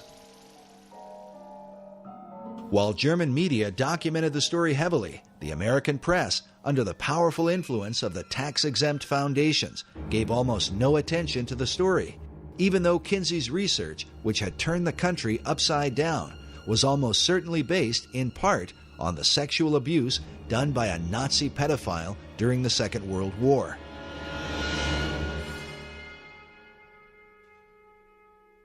It is entirely likely that von Balusek's letters to Kinsey can still be found in the records of the Kinsey Institute even today.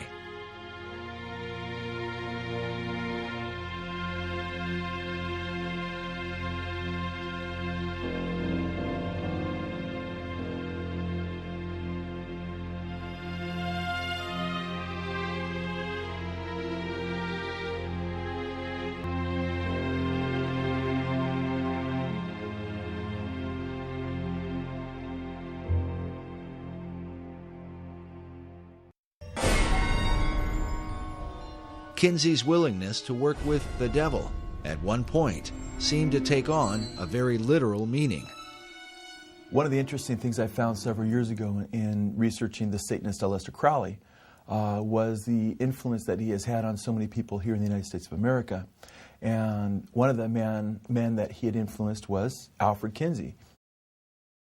After publishing his male and female reports, Kinsey began to travel abroad and study sexuality in foreign countries.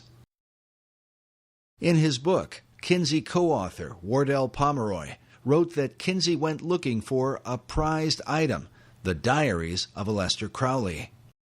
Crowley died just a year before Kinsey's book came out. Crowley was a famous and highly controversial British occultist in the early part of the 20th century. His sexual exploits in bizarre and sometimes deadly satanic rituals had been exposed in the London newspapers. He also talked about taking a virgin and having sexual relations with her, and then upon a climax to actually murder her, cut her in 6 pieces, and put the names of the various demon gods on those 6 limbs, those 6 parts of her body.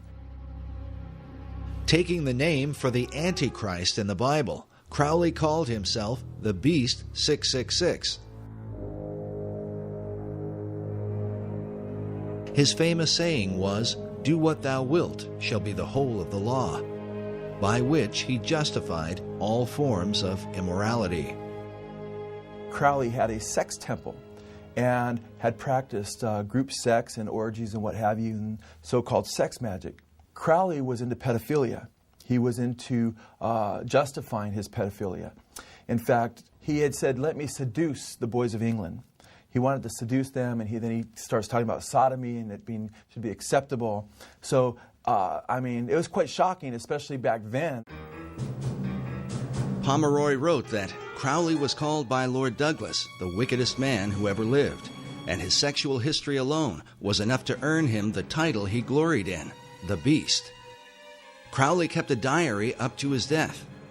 2 weeks after Kinsey tracked down these papers in England, he found himself in the temple that the beast had founded in Sicily.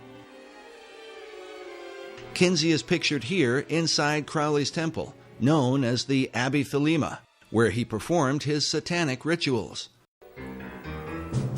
On the wall is a picture of Crowley himself, while across from Kinsey is another man named Kenneth Anger. Anger was a close acquaintance who appeared in some of Kinsey's sex films, made in the attic of his Bloomington home.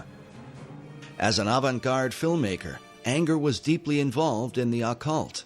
He directed films with titles such as Lucifer Rising and The Invocation of My Demon Brother.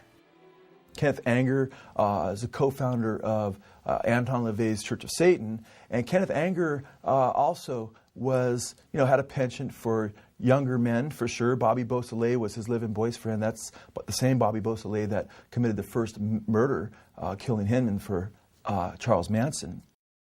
That was his live-in boyfriend. He played Lucifer in one of his occult movies that extolled the virtues of Aleister Crowley's magic and what have you. In this image from one of Anger's films, we see Bobby Beausoleil, who would later become one of Charles Manson's killers. He's standing next to a doorway with Crowley's maxim, "Do what thou wilt," painted on the door. A phrase that certainly fit with Kinsey's own view of human sexuality. Pomeroy even admits that Kinsey loved Crowley's writings, including specifically mentioning some of his homosexual erotica. One of his books called White Stains. Kenneth Anger is quoted saying that Kinsey was obsessed with obtaining the great beast's day-to-day sex diaries. To obtain grant monies and maintain the support of the university, Kinsey needed the excuse of research to validate his 24 hours a day obsession with sex. However, Kinsey's battle cry of "do your best and let other people react as they will" seemed a variation on Crowley's "do what thou wilt" maxim. An older Kenneth Anger is pictured here, with the name Lucifer tattooed on his chest. So important was Anger's relationship with Kinsey that to this day, the Kinsey Institute Library features a Kenneth Anger collection with an archive of Anger's films as well as the correspondence between him and Alfred Kinsey. Should America be disturbed that the father of her sexual revolution, who changed American law and laid the foundation for sex education, had such associations? If America continues to be influenced by Kinsey, what will it mean for her future? What Kinsey discovered at Crowley's mysterious abbey might provide a clue. Pomeroy writes that Crowley's curious magnetism drew people from all over the world, who came and became his sexual slaves. Some of these women left their husbands to enter the temple. They held group orgies as part of their ritual and included in them the small children the women had brought. He further reveals that inside the abbey, Kinsey found paintings, life-sized representations of sexual activity, including children. Some have considered the possibility that Aleister Crowley was another of Kinsey's pedophiles who kept his diaries as part of Kinsey's sex research. I would be surprised if Kinsey was not, in fact, either paying or communicating with Crowley regarding his sex diaries, because Crowley was more open and more public with his sexual exploits than pretty much anybody of the time. He was known as the wickedest man on the earth long before Kinsey would have gone to him.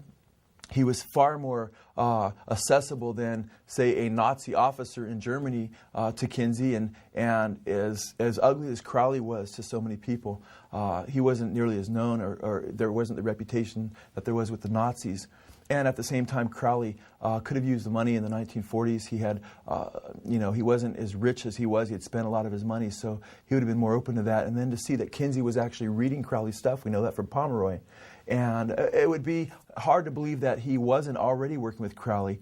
and encouraging Crowley to continue on with his sexual exploits. One way or another, the net effect is the same. Kinsey was fostering much of the same revolution that Crowley had begun over in England and was helping continue what Crowley hoped would take place in the United States of America.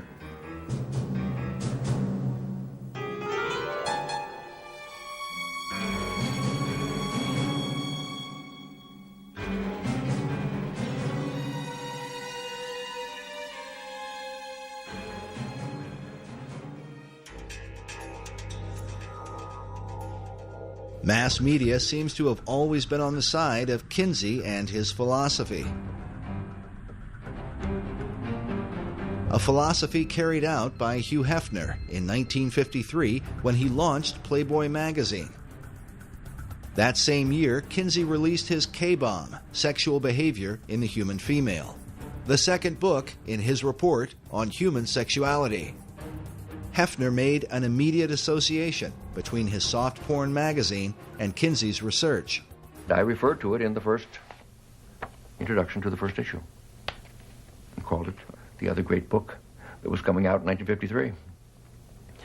Max Lerner, the historian and a good friend of mine, said that Kinsey was the researcher and I was the pamphleteer.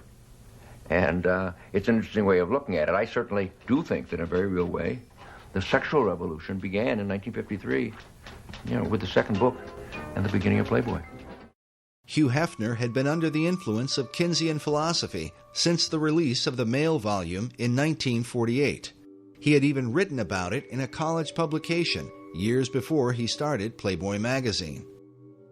Half a century later, in Playboy's 50th anniversary issue, Hefner paid special tribute to Alfred Kinsey, celebrating the man who had helped him launch the sexual revolution. But Playboy represented more than just nude photos of the girl next door. According to Hefner, the magazine was, quote, a statement of rebellion without question. The first official Playboy playmate was named Janet Pilgrim, directly intended to mock America's Puritan heritage. In time, Hefner would publish the Playboy philosophy, a new morality for the post-Kinsey era. Just as Kinsey had gone all over the country, preaching the message of sexual reform, Hefner followed his example, giving speeches, appearing on talk shows, and speaking in public forums as the pamphleteer for Kinsey's sexual revolution. So what you're saying, Mr. Hefner, is that we should encourage premarital sexual relations? I think that we should encourage the notion that sex can be right and proper in marriage or out of marriage. In time, Hefner set up the Playboy Foundation, which became, quote, one of the major sources of income for the Kinsey Institute. But was Hefner's sexual revolution simply about giving consenting adults the right to alternative lifestyles? Or was there a hidden agenda within the pages of Playboy, one that would further the child sexual abuse also found in the Kinsey reports?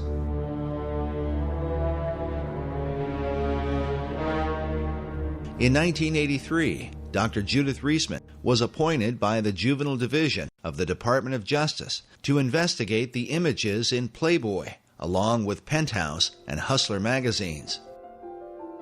The reason for the study was due to the rise of violent sex crimes committed by young adults against even younger children. Those who were committing these crimes were often found to have copies of Playboy and Penthouse magazines in their possession. But what could be in these magazines, often thought to be harmless, that would compel young teenage boys to commit violent sex crimes against other children? Dr. Reisman had done a radio interview with Pat Buchanan about her research into Kinsey and the soft porn industry. Soon after, she was contacted by the Department of Justice as part of a joint effort with the FBI.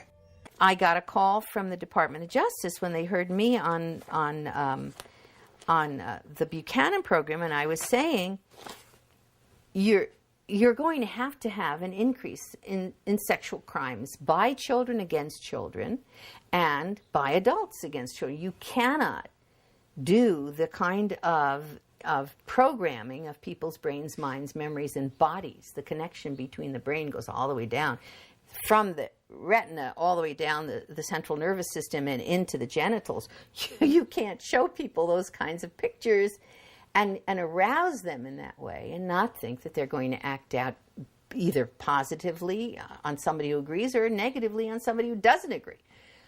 That's what's going to happen, and you just simply can't do that to billions of people at one time, to masses of a population.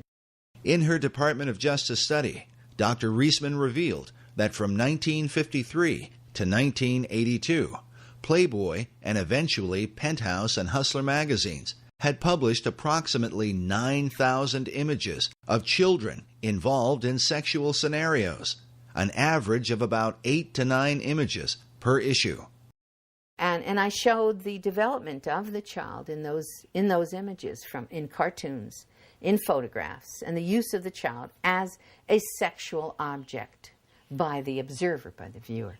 And I said, your average guy thinks he's buying a girly magazine, a magazine that's just pictures of pretty girls.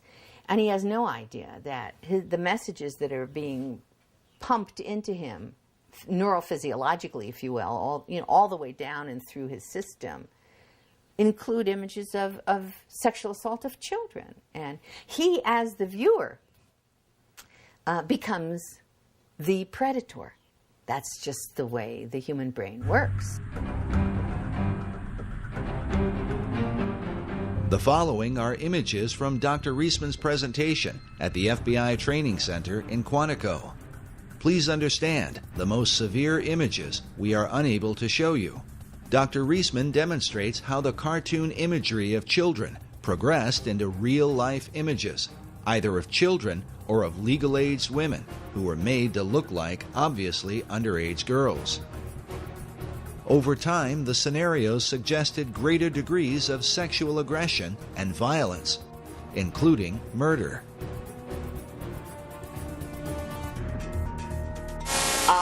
That cartoon says, can you read it? Well, anyway, it says, thank you, good night, Betty Lou, thanks for a really swell evening. Now here, we do see the penis. One of the few cartoons that we have a male penis. Of course, it appears that the gentleman has murdered Betty Lou. She's tied up in one of these leaf bags. Now, I will challenge any of you in the next week or 2 weeks or month or 2 months or 3 months to drive along a road and see a garbage bag tied up like that, a leaf bag tied up like that, and not somehow flash back to this kind of fantasy image. Now, for you, it may not be a problem, but we have reason to suspect that for some publics, that kind of continual flashback in our subconscious constitutes a real problem.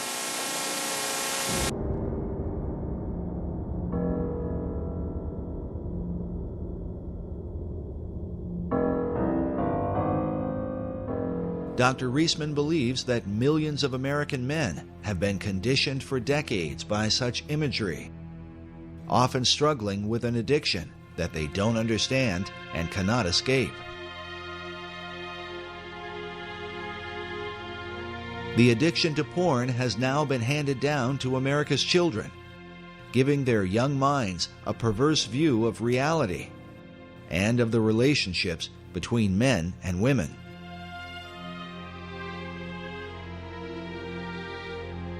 With mainstream soft porn magazines having normalized the idea of sex and violence against children, could this be, as Dr. Reisman has taught, the reason for the continued rise of child abductions, child molestation, and even child murder in our country? And are these materials, which are often defended under the First Amendment, the real liberty that America's founding fathers fought and died for? Recently read on, I think, Fox News, one of the newscasters there has got a blurb or an article right now on the internet, are our children safe? Is this ever going to end? And I know for a fact it will not end. And it is only going to get worse unless something is done about pornography. The most damaging kinds of pornography are those that involve violence and sexual violence. Because the wedding of those two forces, as I know only too well, brings about behavior that is just too terrible to describe. After seeing her presentation at their training center at Quantico, the FBI ordered all copies of Playboy and Penthouse magazines to be removed from the FBI post-exchange. A similar reaction occurred with the Southland 7-Eleven Corporation, which had been a major distributor of Playboy and Penthouse. But in 1986, after seeing Dr. Reisman's presentation, the 7-Eleven chain refused to carry the publications, costing the soft porn giants untold millions in annual revenue. Dr. Reisman herself describes what the FBI and 7-Eleven were really responding to. That what they were getting in their house, what their sons were seeing, what the uncles were seeing, what the boyfriends were seeing, was how to sexually abuse a child and laugh about it. During World War II, the Nazis used cartoons to condition the minds of Germans against the Jewish people, creating an exaggerated and comical identity that ultimately led to their persecution and mass murder.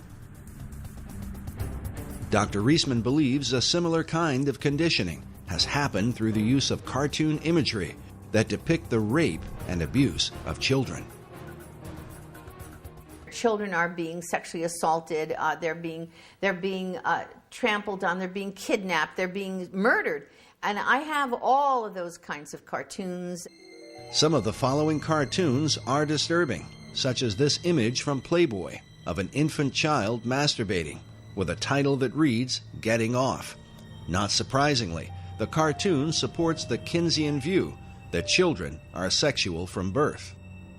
Children are often shown to be the aggressors, as in this image of a small child speaking to an older man with a candy cane.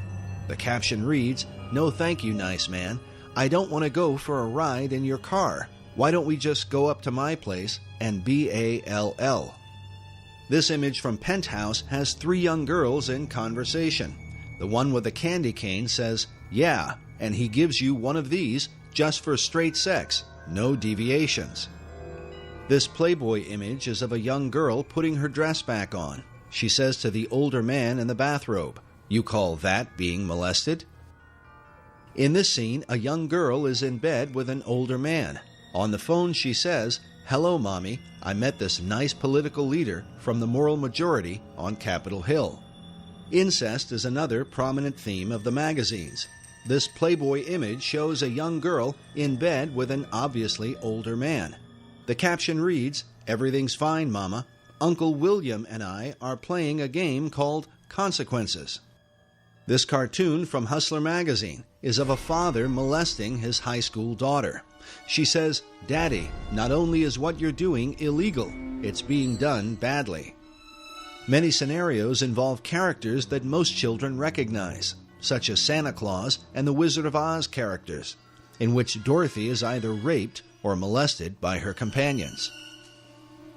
In this cartoon, the Santa Claus has an ecstatic look on his face because the little girl sitting on his lap has her hand inside his pants. In this one, the Santa Claus has his pants around his ankles as he rapes an obviously frightened little girl on his lap. The Santa images become especially violent, even bloody, such as this one, where the Santa character has just murdered a child with a machine gun. The child's bloody body lies on the floor. The caption reads, "That'll teach you to be a good boy." There are literally thousands of such cartoons, cataloged and analyzed by Dr. Reisman. These images have been published by the soft porn industry for more than half a century. But by far the most disturbing collection comes from Larry Flint's Hustler magazine. For years, Hustler published the cartoon Chester the Molester. It's part of a series in which this man was attacking children. The classic Chester cartoon is this one, where Chester sits naked in a chair with 3 young girls who have obviously been kidnapped, bound, and raped. The caption coming from the TV reads, "It is 11 o'clock. Do you know where your children are?" Dr. Reisman believes that because of suggestive imagery like this, many parents don't know where their children are. Sadly, some of them will never see their children again.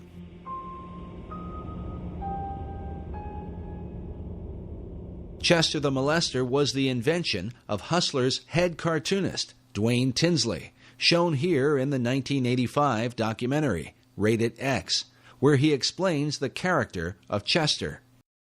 And Chester's the character that I do for the magazine. You have this dirty old guy that would do anything to trap a young girl. When you say young girl, how young do you mean? Well, at that particular time, he was after the younger ones, 10, 12. His idea is that he wants to get all little girls. Look again carefully at this disturbing image, where Chester is writing information on a notepad, almost as if he were recording data like one of Kinsey's pedophiles. First of all, if he's going to trap a little girl, you know, the idea for him would be to knock her out or something. I don't know. I mean, he didn't have to actually use a club or a bat. He could have smacked her, but just the idea of the bat is a little goofier, would better than a baseball bat. I mean, it was just always with him. He was going to hit the little girl over the head trap her, hit the little girl with his club, and drag her off to his lair, as it were. Whether she was going to have fun or not, it was never established. This same attitude seems to have carried into Tinsley's own life. 4 years after appearing in this documentary, Tinsley's daughter would testify in court that she had been repeatedly raped by Tinsley himself. In 1989, Dwayne Tinsley was tried and convicted as a child rapist, in part because of the research on his work done by Dr. Reisman. There's just no question at all that those cartoons that we showed, that they showed the jury, were absolute evidence of the crimes he had committed on his daughter, as testified by his daughter. During the trial, the jury was shown one of Tinsley's cartoons, which depicted a father molesting his teenage daughter. The caption reads, "Gee, I'd love to go to the drive-in, Tommy, but my dad has some, extra household chores for me tonight." In court, Tinsley's daughter claimed that her father showed her this cartoon and said to her, "This is you and me." The Associated Press reported that Tinsley often said, "You can't write this stuff all the time if you don't experience it." There's no normal human being that can draw those things, that can put that kind of idea out there to the public, who is not experiencing that themselves. No, that's just not going to happen. But Tinsley was not alone. His employer, Larry Flint, was also accused by his daughter, Tanya Flint Vega, in her book, Hustled, in which she claimed that her father used the Chester the Molester cartoons to introduce her to the idea of sex, and then raped her when she was only 9 years old. Like many pedophiles, Larry Flint was never charged with a crime and openly denied his daughter's allegations. Even Hugh Hefner is said to have been guilty of statutory rape. According to biographer Russell Miller in his book, Bunny, The Real Story of Playboy, Hefner himself enjoyed making love to a schoolgirl who had attended his daughter's Sweet 16 birthday party. Miller's evidence was based on the testimony of the staff that worked in the Playboy mansion at the time. As with Larry Flint, Hefner was never charged with a crime. A major breakthrough for Hefner's Playboy magazine and child pornographers in general was the film Pretty Baby, starring Brooke Shields, a film briefly remembered during the recent controversy over the images of 15-year-old Miley Cyrus. Pretty Baby was the story of a 12-year-old girl who grows up with a prostitute mother and ends up losing her virginity in a whorehouse. People magazine ran a story saying Brooke Shields, 12, stirs a furor over child porn in films. Playboy featured images from the film, along with an interview with the film's director, Louis Malle. In the interview, Malle said, "When Playboy requested a photo that would express my personal vision of eroticism, I sent a shot of my 2-year-old daughter. Justine, naked. This led to the photos above of Brooke Shields, whom I cast in the title role of my new film, Pretty Baby.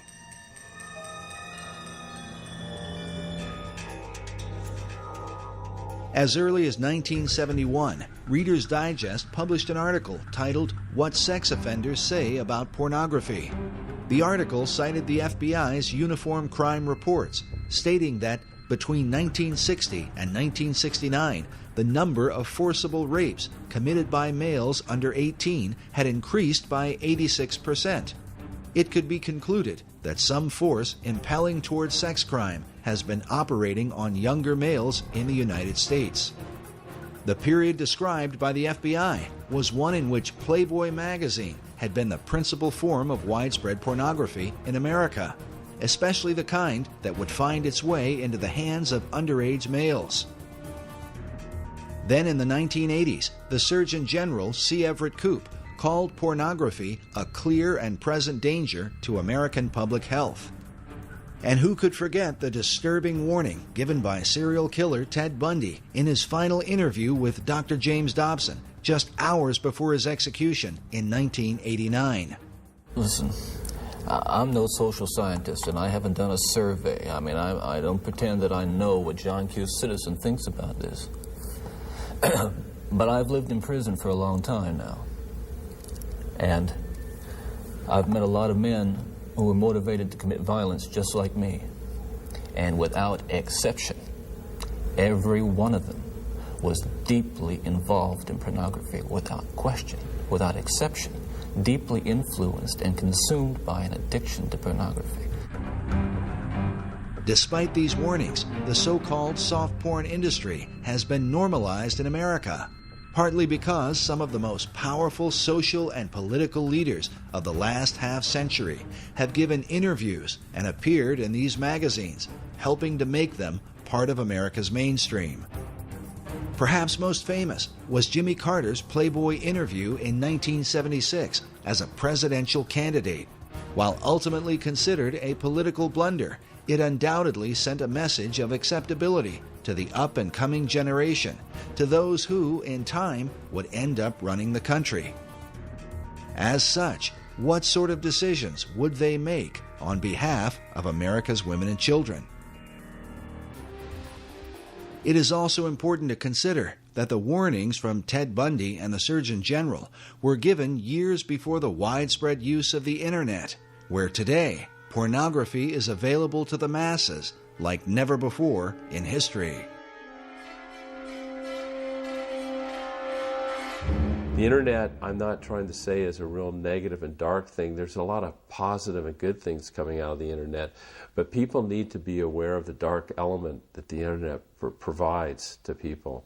And it's in a very private,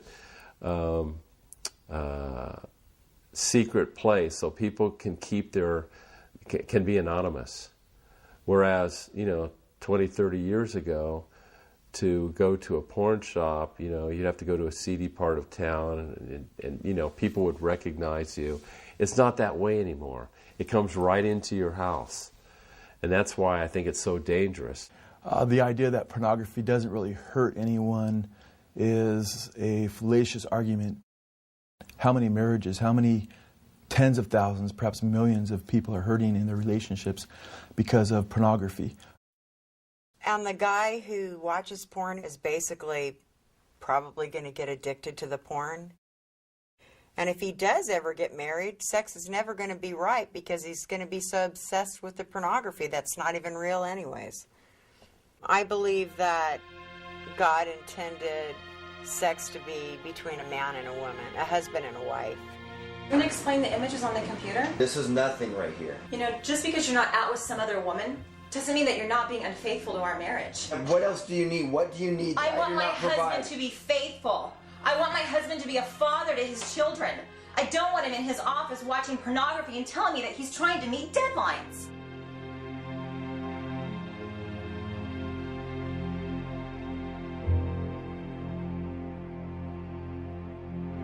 It's said that the greatest myth about pornography is that nobody gets hurt. Some even argue that porn is a healthy outlet for men and women alike. But has this really proven to be the case? Or does an addiction to porn create a kind of shadow person, someone who ends up leading a double life? One that the rest of those in his world can only wonder about. And when his dark secrets are finally brought into the light, what will be revealed?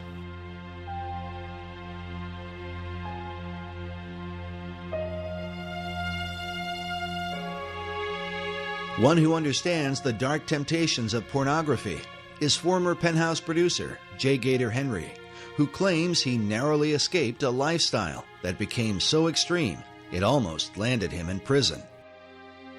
I'll say that, but for the grace of God, there go I when I see these men that are being arrested on the news. As a former producer for Penthouse magazine, Gator rubbed elbows with some of the big celebrities in Hollywood, including Ozzy Osbourne and Pamela Anderson. And as you would expect, his work exposed him to countless Penthouse models. Man, it was an ego rush to be around the most beautiful women in the world and then running around naked. And to a lot of men in America, I had the dream job. I mean, I was their hero. I was doing what everybody thought was the greatest thing in the world that a man could be doing for a profession. Gator believes his addiction to pornography began with a troubled childhood. My uncle had molested me when I was a child, and he ended up confessing that to me prior to his death from AIDS a few years ago, so I had that event in my life, and then I also remember when I was young finding a penthouse in my father's bedroom closet.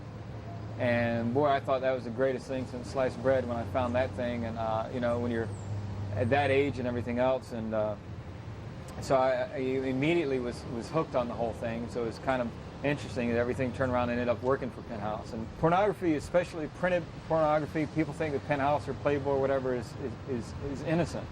And I'm here to say that it's absolutely not.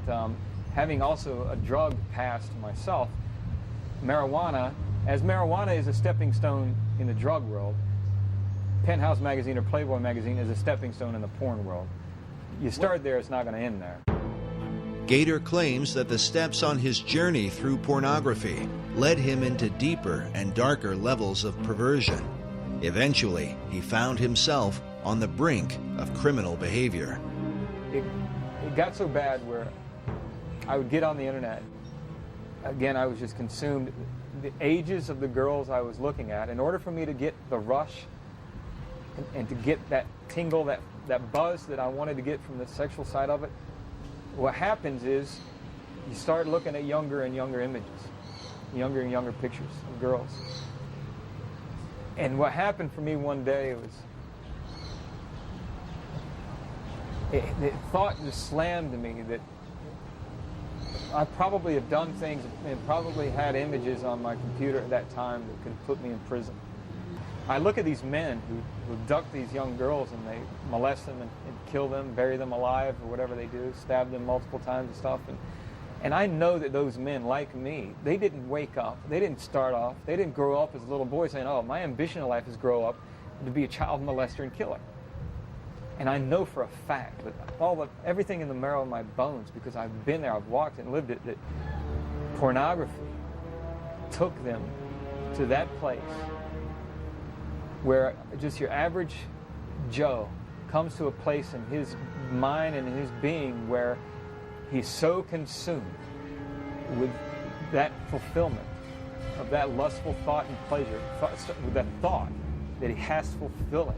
And the fantasy becomes so overpowering and so all-consuming. And those are the guys that go out and take these girls.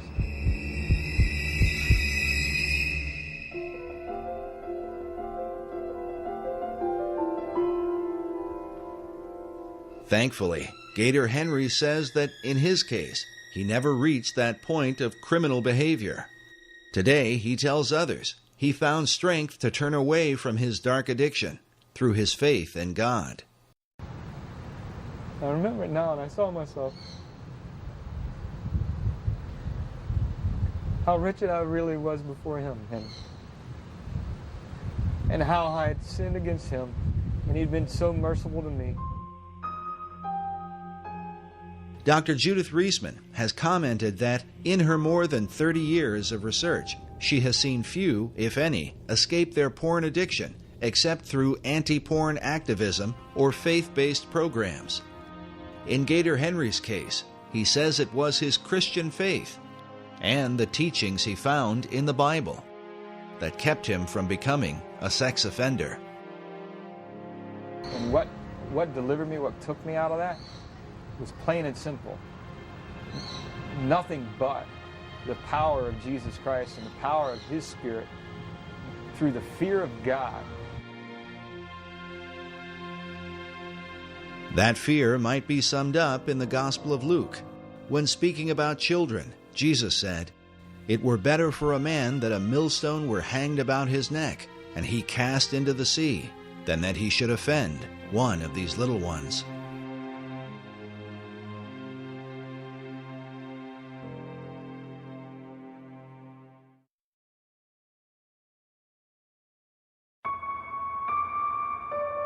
In 1994, an underground film was released titled Chicken Hawk: Men Who Love Boys. The film documented the lives of certain members of NAMBLA, the North American Man-Boy Love Association. The word chicken hawk is a reference in the gay community to older men who prey upon underage children, boys in particular. I have all my life been attracted to younger boys. Where are the boys? Boys are everywhere. You don't have. There's no one single place. There's the mall, the supermarket, the street, the sports event. I can look out my window and see the school, and it's like Moses looking across to the promised land. He kept making excuses to pull up his shirt and show me his belly in a highly flirtatious way to any ordinary boy lover such as myself, a very exciting and appealing way. Now, the Queen's Vernacular was considered to be the #1 gay lexicon dictionary for homosexual language. 12,000 words in this dictionary, and you open it up, and their mascot is, as was the mascot in The Advocate, a boy, Boy Scout in this case. And the 12,000 words that are in here all relate to the in language, the cant that's being used within the homosexual movement amongst homosexuals. What do all these words mean? Well, they had a certain meaning for the homosexual world that the straight world didn't understand. It's another language. Very interesting because, 12,000 words, well, when Webster compiled his American Dictionary to distinguish us from the English, that had 12,000 new words as well. So that we were distinct from the English, from Samuel Johnson's dictionary. Webster said, no, we're a unique people. He had 12,000 words to show that. So this dictionary says, we are unique people. We have 12,000 words to show that. And some of those words we compiled we did an analysis of these words. And we found that the #1 quoted word, in order of importance, was a chicken, which relates to boys. Chicken, a young recruit, any boy under the age of consent, heterosexual, fair of face, and unfamiliar with homosexuality. There are 254 words there that deal with sex with boys. One of the most disturbing sequences in the film Chicken Hawk were a series of interviews done with parents whose children were being openly preyed upon in a small community by this pedophile, a man named Leland Stevenson. He is shown openly preying upon underage children, looking for an opportunity to molest them. So what happened? What? You made the phone ring. Oh, you made the phone ring? Oh, well, let's see how you did that. Oh, jeez. You're just tired record. No, you can get in trouble for this. He was so eager to tell me when his birthday was, and he was going to be 15 in less than a month. on the 1st of December, and this is what life is about. This is what real life is about. I would say that he was in bloom, and that's it. The flower is responding to warmth. That is, I as a human being am bathing him in a certain kind of celestial warmth. The frustration of the parents interviewed in this film is not unlike that of parents across America who live in fear of seeing their children violated by sexual predators. I'd probably kill him. Honest, I probably would, if he would have bothered my kids. You know, they prey on these children and how they can stand up and tell people what they believe in and that there's nothing that you can do about it. I don't understand our judicial system, that's for sure. Chicken Hawk, Men Who Love Boys, stands as a powerful indicator of the damage done to America in its post-Kinsey era.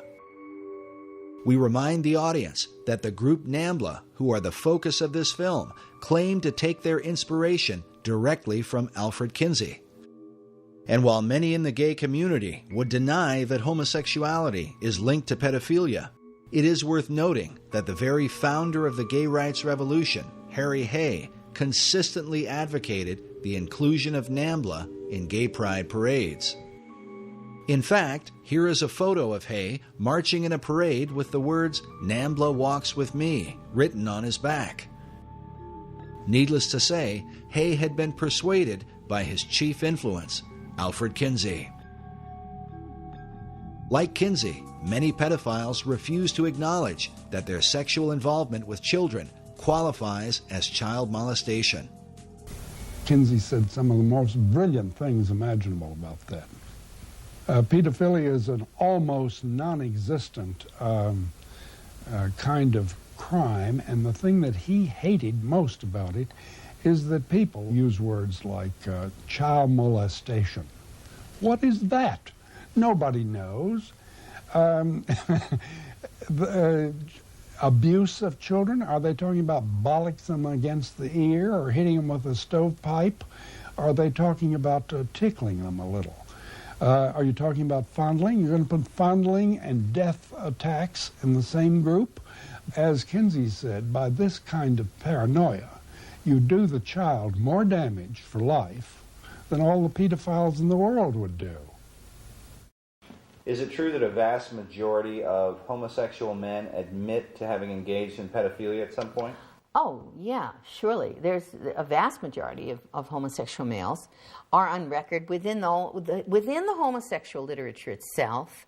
Even the Advocate admitted to at minimum 21%, and we had up to 70-some% by other homosexual publications and researchers, and one of them, one of the research publications came out of the Kinsey Institute. And we have this high rate of AIDS amongst young men who've been infected as boys, which means that they were basically being sexually assaulted. This is what I consider mass murder when you're talking about thousands of boys who have been molested by men who end up with AIDS. And we have a statement by one of the, in the Advocate, by one of the leaders in the homosexual movement who says, these boys are being used as sex toys, he says, I know that, by many homosexual males. He says they don't seem to think it matters. It doesn't matter to them because they're perceiving of these boys as sexual toys, and they're assuming that the boys, quote, like it. Well, it's back to the same old business if she says no, no, no, but she really means yes, yes, yes, but it's applied to young boys.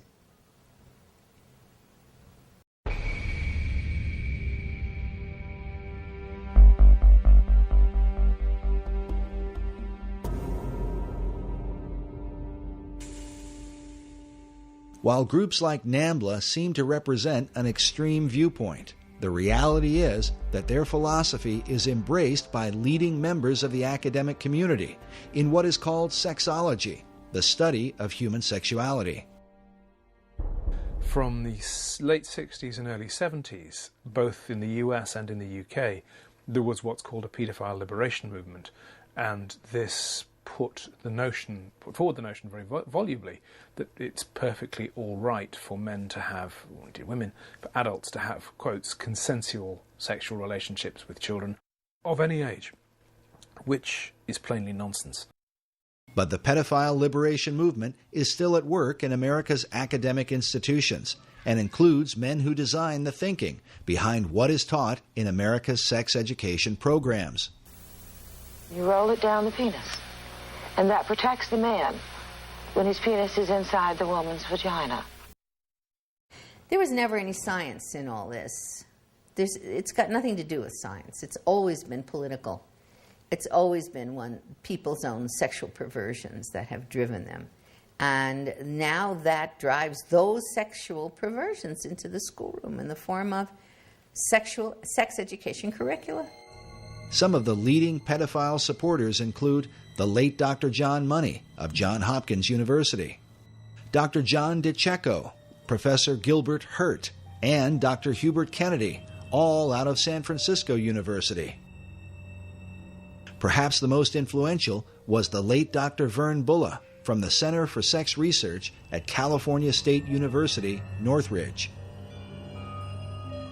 Each of these men have either been editors for or have appeared in the Netherlands publication Paideia, the Journal of Pedophilia, a pseudo-academic journal specifically dedicated to normalizing and ultimately legalizing child molestation in society. Also appearing in Paideia was Dr. Ralph Underwager, who was often called as an expert witness in court cases involving child abuse. In his 1991 interview with Paideia, Underwager stated that pedophiles can boldly and courageously affirm what they choose. They can say that what they want is to find the best way to love, an acceptable expression of God's will for love and unity. It may take people being arrested. Revolutionaries have always risked arrest. As alarming as this is, during our investigation, we were surprised at the number of people who seemed to accept the pedophile philosophy. And how do you feel about the issue of child pornography? I kind of think that it probably doesn't make sense in the same way that nothing else makes sense, but unlike a lot of people who just have this visceral reaction to it, I kind of feel like if people are having sex and if they just want to do it, openly, it really shouldn't make a difference what age people are. It's our strict laws that result in so many of these kids being killed by child molesters because they're so afraid of what would happen to them if they get caught. It's a direct result of our stringent laws. I mean, I think everybody's got to be broken in somehow, and ever since the dawn of man, it's been a normal thing where people, when they're young and don't know anything, get broken in by somebody. If they're old enough to bleed, it's all good, as far as women are concerned. Today, the two leading institutes that promote pedophilia are the Kinsey Institute in Bloomington, Indiana, which receives more than $700,000 a year in taxpayer funding, and in San Francisco, the Institute for the Advanced Study of Human Sexuality, a private institution founded by Kinsey's homosexual lover and co-author Wardell B. Pomeroy. Despite its storefront appearance, the Institute is said to be the Harvard University for all human sexuality training. This institute creates the PhDs, the master's degree people, the teachers, the bachelor's degrees, the safe sex educators, and a whole variety of other AIDS prevention people that go into the schoolrooms all over the country and teach children about homosexuality, heterosexuality, bisexuality, bestiality, condoms, and all the rest of it. Teach sex. In all cases, these are people who are Kinseyan trained.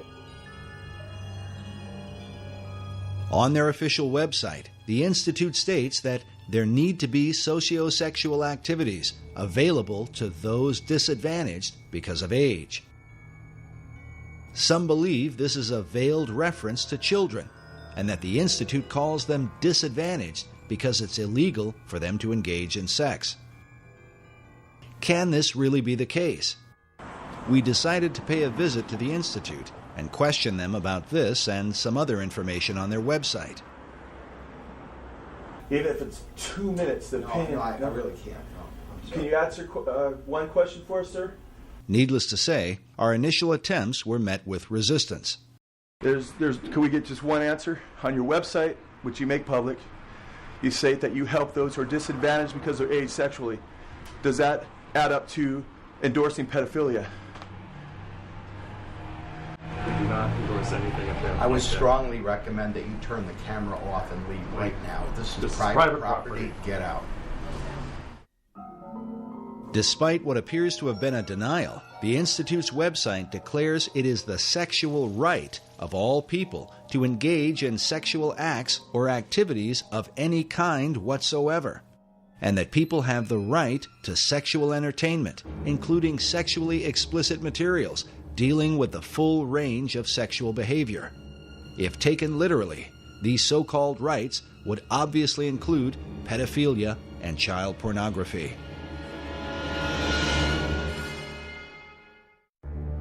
Beyond all this, the Institute's founding director, Wardell Pomeroy, wrote the book Boys and Sex, in which he promoted the idea of boys having sex with animals, such as a dog, a horse, or a bull. Pomeroy also stated that incest between adults and younger children can prove to be a satisfying and enriching experience.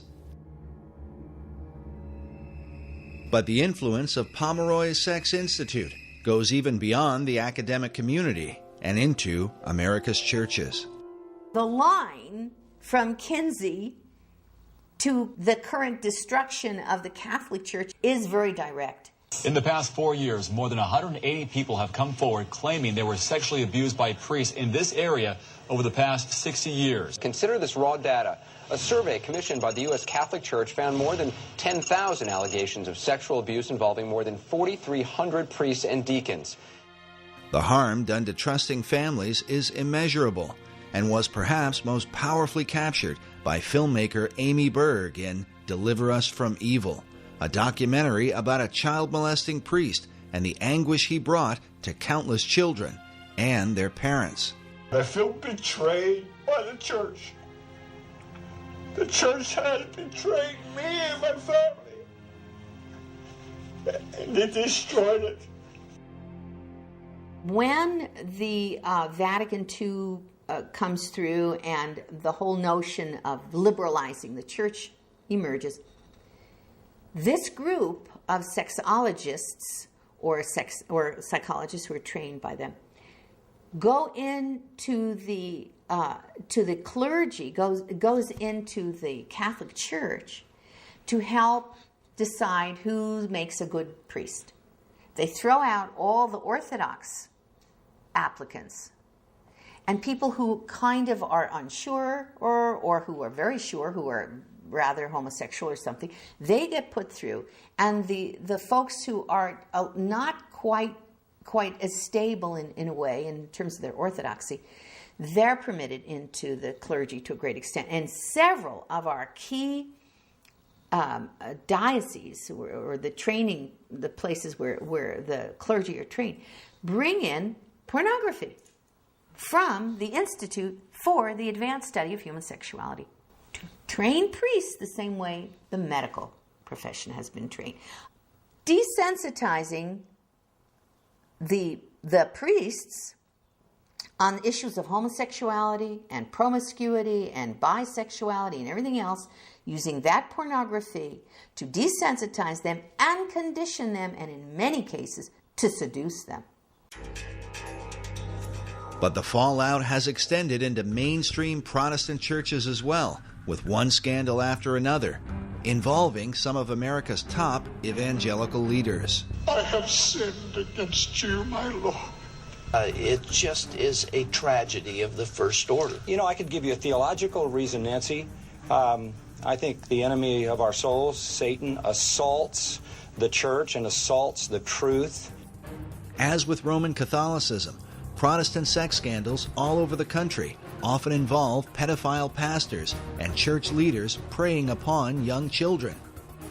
While the hypocrisy involved is undeniable, can it be that this is the unavoidable conclusion of Kinsey's sexual revolution? A society so overwhelmed with temptation that even the most would-be pious members find it all but impossible to resist. And what will this mean for churches in America? There's a whole issue of denial. We have turned our back on understanding that this is a significant, profound problem in the church. And I think that there needs to be an awareness and education, and I think that pastors need to address it from the pulpit. Jeff Reinke is the marriage and family pastor of North Coast Calvary Chapel in Carlsbad, California. He believes that what we currently know about men struggling with sexual addiction in American churches is far worse than many Christian leaders are willing to admit.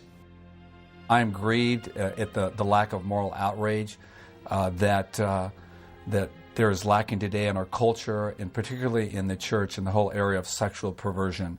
I believe it is the Mount Whitney.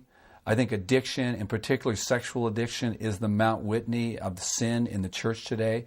If I could use a more effective metaphor, I really think it's like an iceberg, is we just barely see the tip of it. But underneath the surface, there is such deep denial, and that denial is led to personal destruction, I think, particularly with men. This is nothing, right? This is nothing. Don't mean anything. This is nothing. I mean, I'm looking at a few pictures. Would you rather I'm actually with another girl? Like I mean, did I actually cheat on you? You know, actually, I would prefer that my husband not do either one. Are you trying to give me an option? It's either a prostitute or the computer? There's not a week that goes by in my own counseling practice that I am not counseling a couple, that I don't get a phone call or an email in regards to sexual addiction. I had a wife whose husband is a lawyer in the area, and she's filing for divorce. For the last 6 years, he's been caught in prostitution, in pornography, in striptease centers and so forth. And she asked me this question. She said, how is it that he could call himself a Christian for the last 5 years, that he's been struggling with this stuff? How can he call himself a Christian? Could you tell me that, Pastor?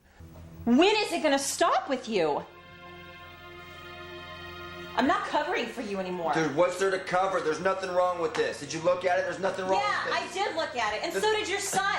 Yeah, so what? What kind of a father have you become?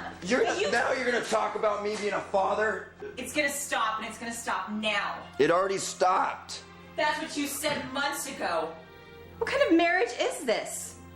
You know, it's one thing that you make me feel like I'm not even your wife, that I'm worth nothing, that you have to look at magazines and porn.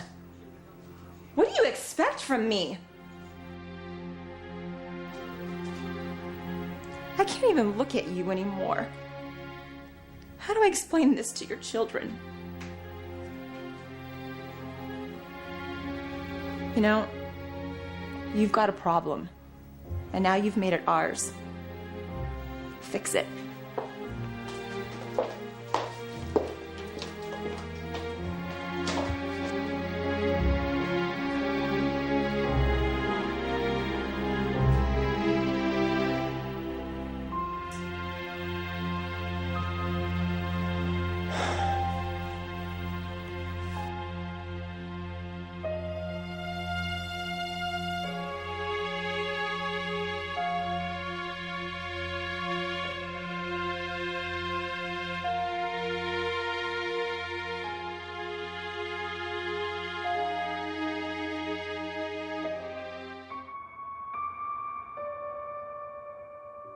With so much devastation affecting America at many levels, the question is, why hasn't something been done about Kinsey's dark legacy?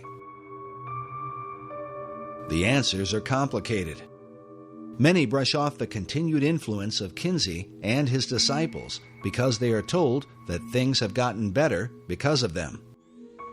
It is often reported that sex crimes are diminishing in America, and that rape has supposedly declined by 85% since 1970. Law professor Anthony D'Amato published an essay in 2006 titled "Porn Up, Rape Down," crediting the porn industry for this so-called reduction of rape. But leading members of law enforcement strongly disagree. Denver Police Lieutenant James D. Ponzi is a Regis University professor whose research on crime statistics has been presented at Harvard University and published in police journals across the country. Ponzi was quoted in Police Beat in May of 2005. He said, "In 1998, Shannon Schreiber was raped and murdered.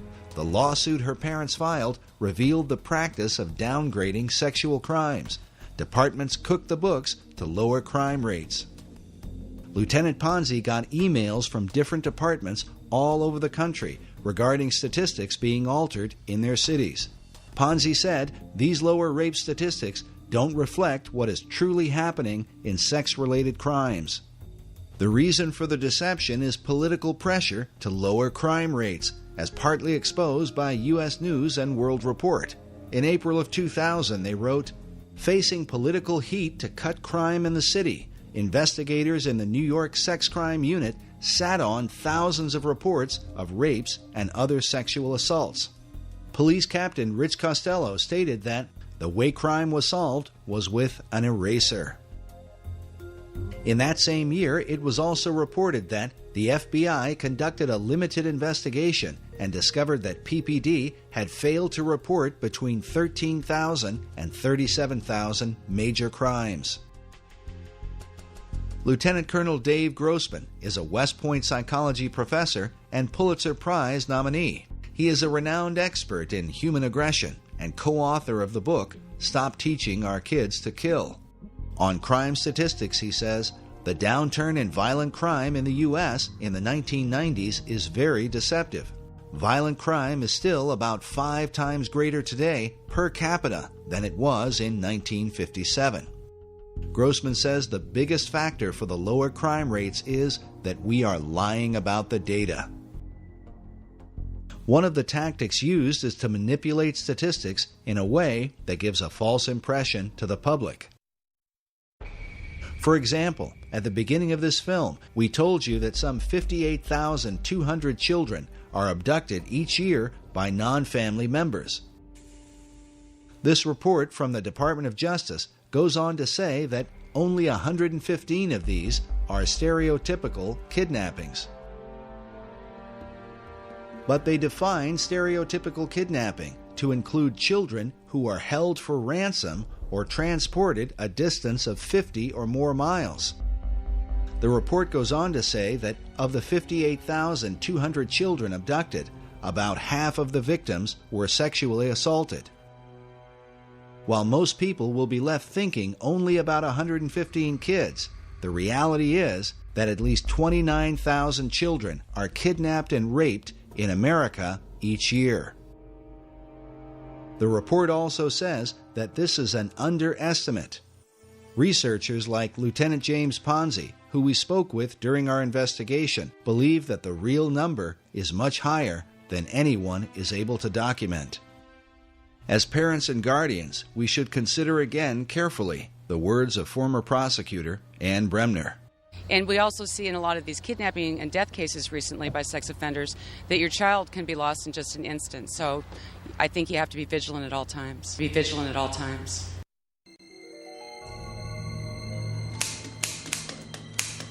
Manipulation of truth and political pressure have continued to protect the influence of Alfred Kinsey and his followers for more than half a century. In the 1980s, the Reagan administration developed a commission to investigate the influence of pornography. The Department of Justice brought in Dr. Judith Reisman, who initially wanted to investigate Kinsey along with the images in Playboy, Penthouse, and Hustler. But just as the Reis Committee was opposed in the 1950s, so Dr. Reisman was shot down in the 1980s. She conducted her research at American University, but once she began, the university vehemently opposed any investigation into Kinsey, and she was forced to drop it. I said, I'm not doing anything with human subjects. I'm just going to be researching his work, the things that he's already written. And they said, no, you can't do that. So academic freedom was completely eliminated because the Kinsey Institute had some kind of power structure going there that caused them to be unable to allow me to pursue a United States Department of Justice grant from our country that would have allowed me as an objective researcher to look into the Kinsey research as it stood. The president of American University at the time was Dr. Richard Berenson, who was later exposed in a sex scandal involving a series of obscene phone calls in which Berenson claimed he had a 4-year-old girl that he kept as a sex slave down in his basement. The calls were eventually traced to his office at American University. Berenson was exposed as a pedophile. And I spoke with a lawyer later, and it turned out, of course, he had pornography in his drawers. They cleaned out the office, got rid of the pornography, though they found out later, the lawyer did, that it had been there. And he quickly fled, ran to Johns Hopkins University, and entered there and stayed there for, I think it was 3 weeks, and got a clean bill of health from Johns Hopkins, saying you that... mean like psychiatric treatment? Yes. Yes, suddenly he was okay. But political opposition came not only from American University, but also in Washington, D.C., over the analysis of Playboy, Penthouse, and Hustler. As a result, Dr. Reisman was forced to publish her report independently. The FBI and 7-Eleven took notice, as we mentioned earlier, and that's when the soft porn giants fought back. In her book, The Powerhouse, journalist Susan B. Trento documents how Playboy and Penthouse magazines hired a Washington-based PR firm named Gray & Company to create a media blitz that would discredit Dr. Reisman and the entire Reagan Commission on pornography. She writes that dealing with Judith Reisman was not difficult. Since Reisman was without political savvy and lacked allies, she made a most appealing target for discrediting. Trento says that Gray & Company charged between $50,000 and $75,000 per month for the campaign against Dr. Reisman, and that for this particular account, much of the cost was borne by Playboy. Penthouse also provided funding. Because of the controversy, it would be a decade later before Dr. Reisman's research would be officially embraced by the Department of Justice.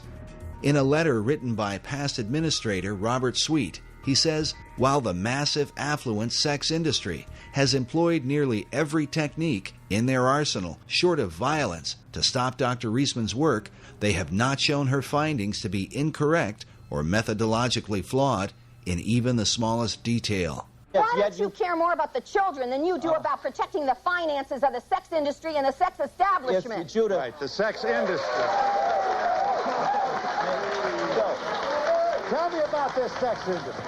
Dr. Reisman has for years argued against the harmful impact of the sex industry on America's children. Many of the PhDs who teach in our universities have not only been associated with the Journal of Pedophilia, but have also served as the board members for pornographic magazines like Penthouse Forum. These are the people who have designed the programs for sex education in America. Because Kinsey chose to define the pain and suffering of abused children as orgasm, he then argued that children were sexual from birth and should be taught about having sex as soon as possible. While most who promote the programs probably don't know it, this thinking is what lies behind the idea of teaching sex education to kindergartners. I remember him using this in his campaign against me, saying Barack Obama supports teaching sex education to kindergartners. And, which I didn't know what to tell him.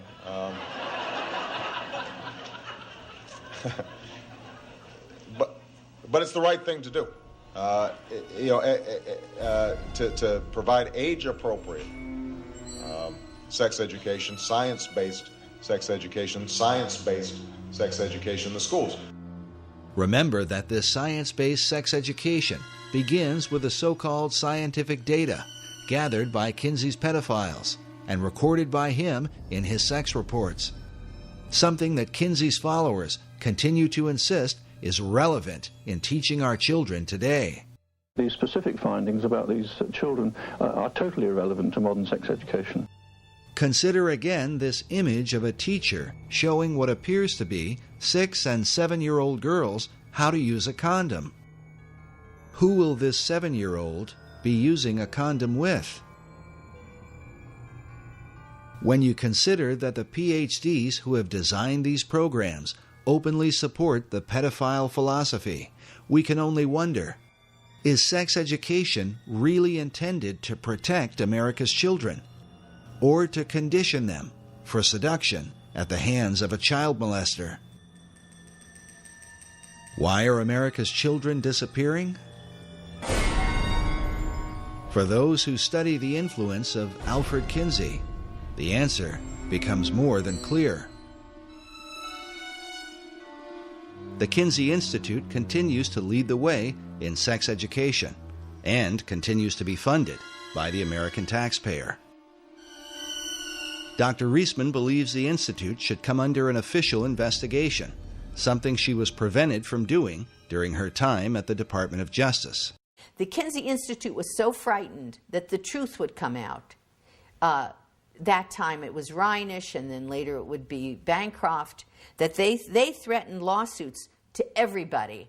And they pulled out every stop. They put the arm on everyone politically and institutionally. Their Rockefeller grants, their money, their funding from all kinds of other people would be pulled into play to stop Reisman from looking at the information that was right out there, that belongs in the hands of the American public, so that the American public can make their own decisions about whether this is true, whether I'm wrong and I should be sued or put in jail or something, fine.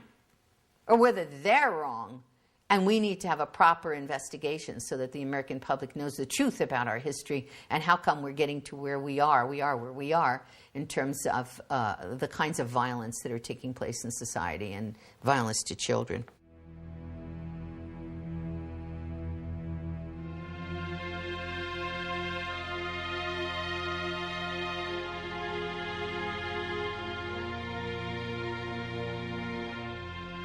We are told that our founding fathers went to war so that America might be free. But how they would respond, we can only wonder, if they could see our country today and witness how we now define that original liberty for which brave men fought and died.